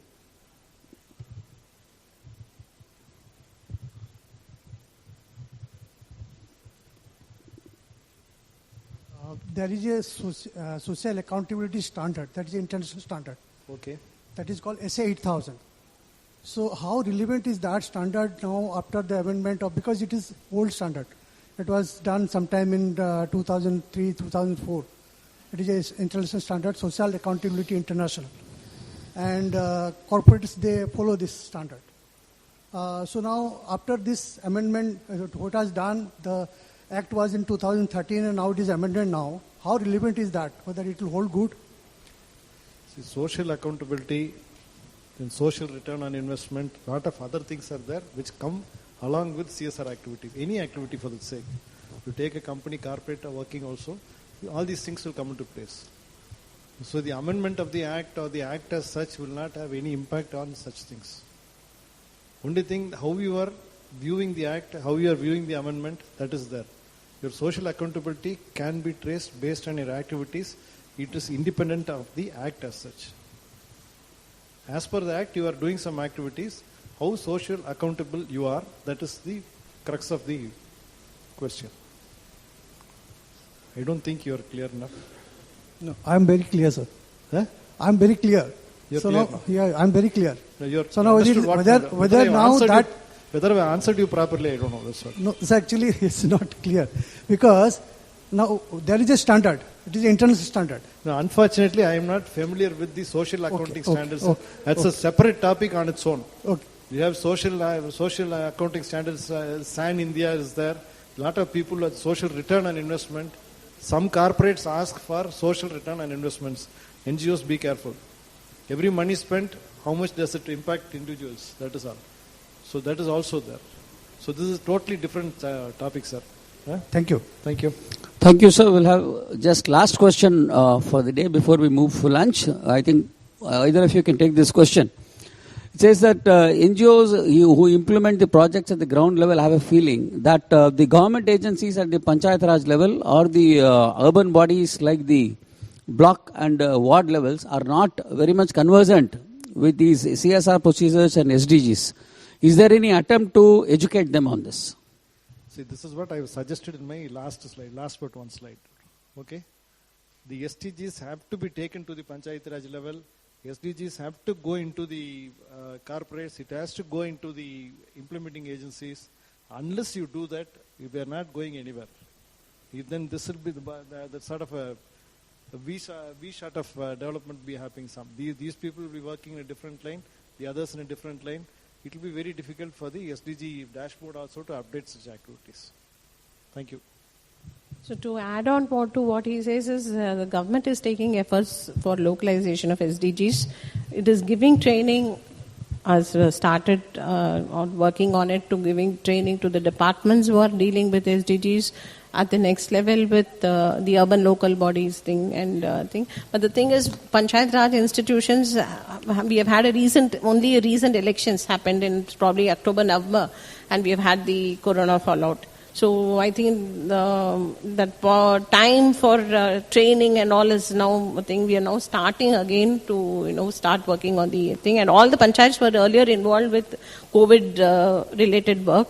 So now we are starting to look at SDGs now in a much more focused way. So the training aspect for panchayat representatives, panchayat level leaders is in the annual, and it is going to be taken up in a big way.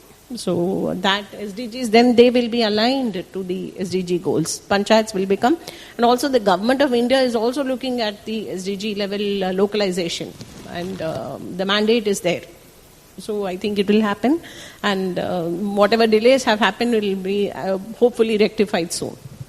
Thank you, ma'am. Thank you. And there have been a lot of other questions as well. Sorry, in the interest of time, we're not able to take, but many of them are very, very simple things which you can find in Google, like how much percentage and what are the activities to be done and all that. I think you'll be able to find answers. Or the speakers are available offline immediately after the session. Please do connect with them. Somebody has asked, will you come and share your knowledge in our institution? All those things we can discuss. There's no problem. Thank you, Dr. Sujata and Mr. Krishnaswamy, for being so very considerate, sparing so much of your time. Ladies and gentlemen, you deserve a round of applause. And we all hope to see you more frequently at MMA. May now request our knowledge partner of this event, Mr. Krishnaswamy, to propose his formal word of thanks before we break for lunch.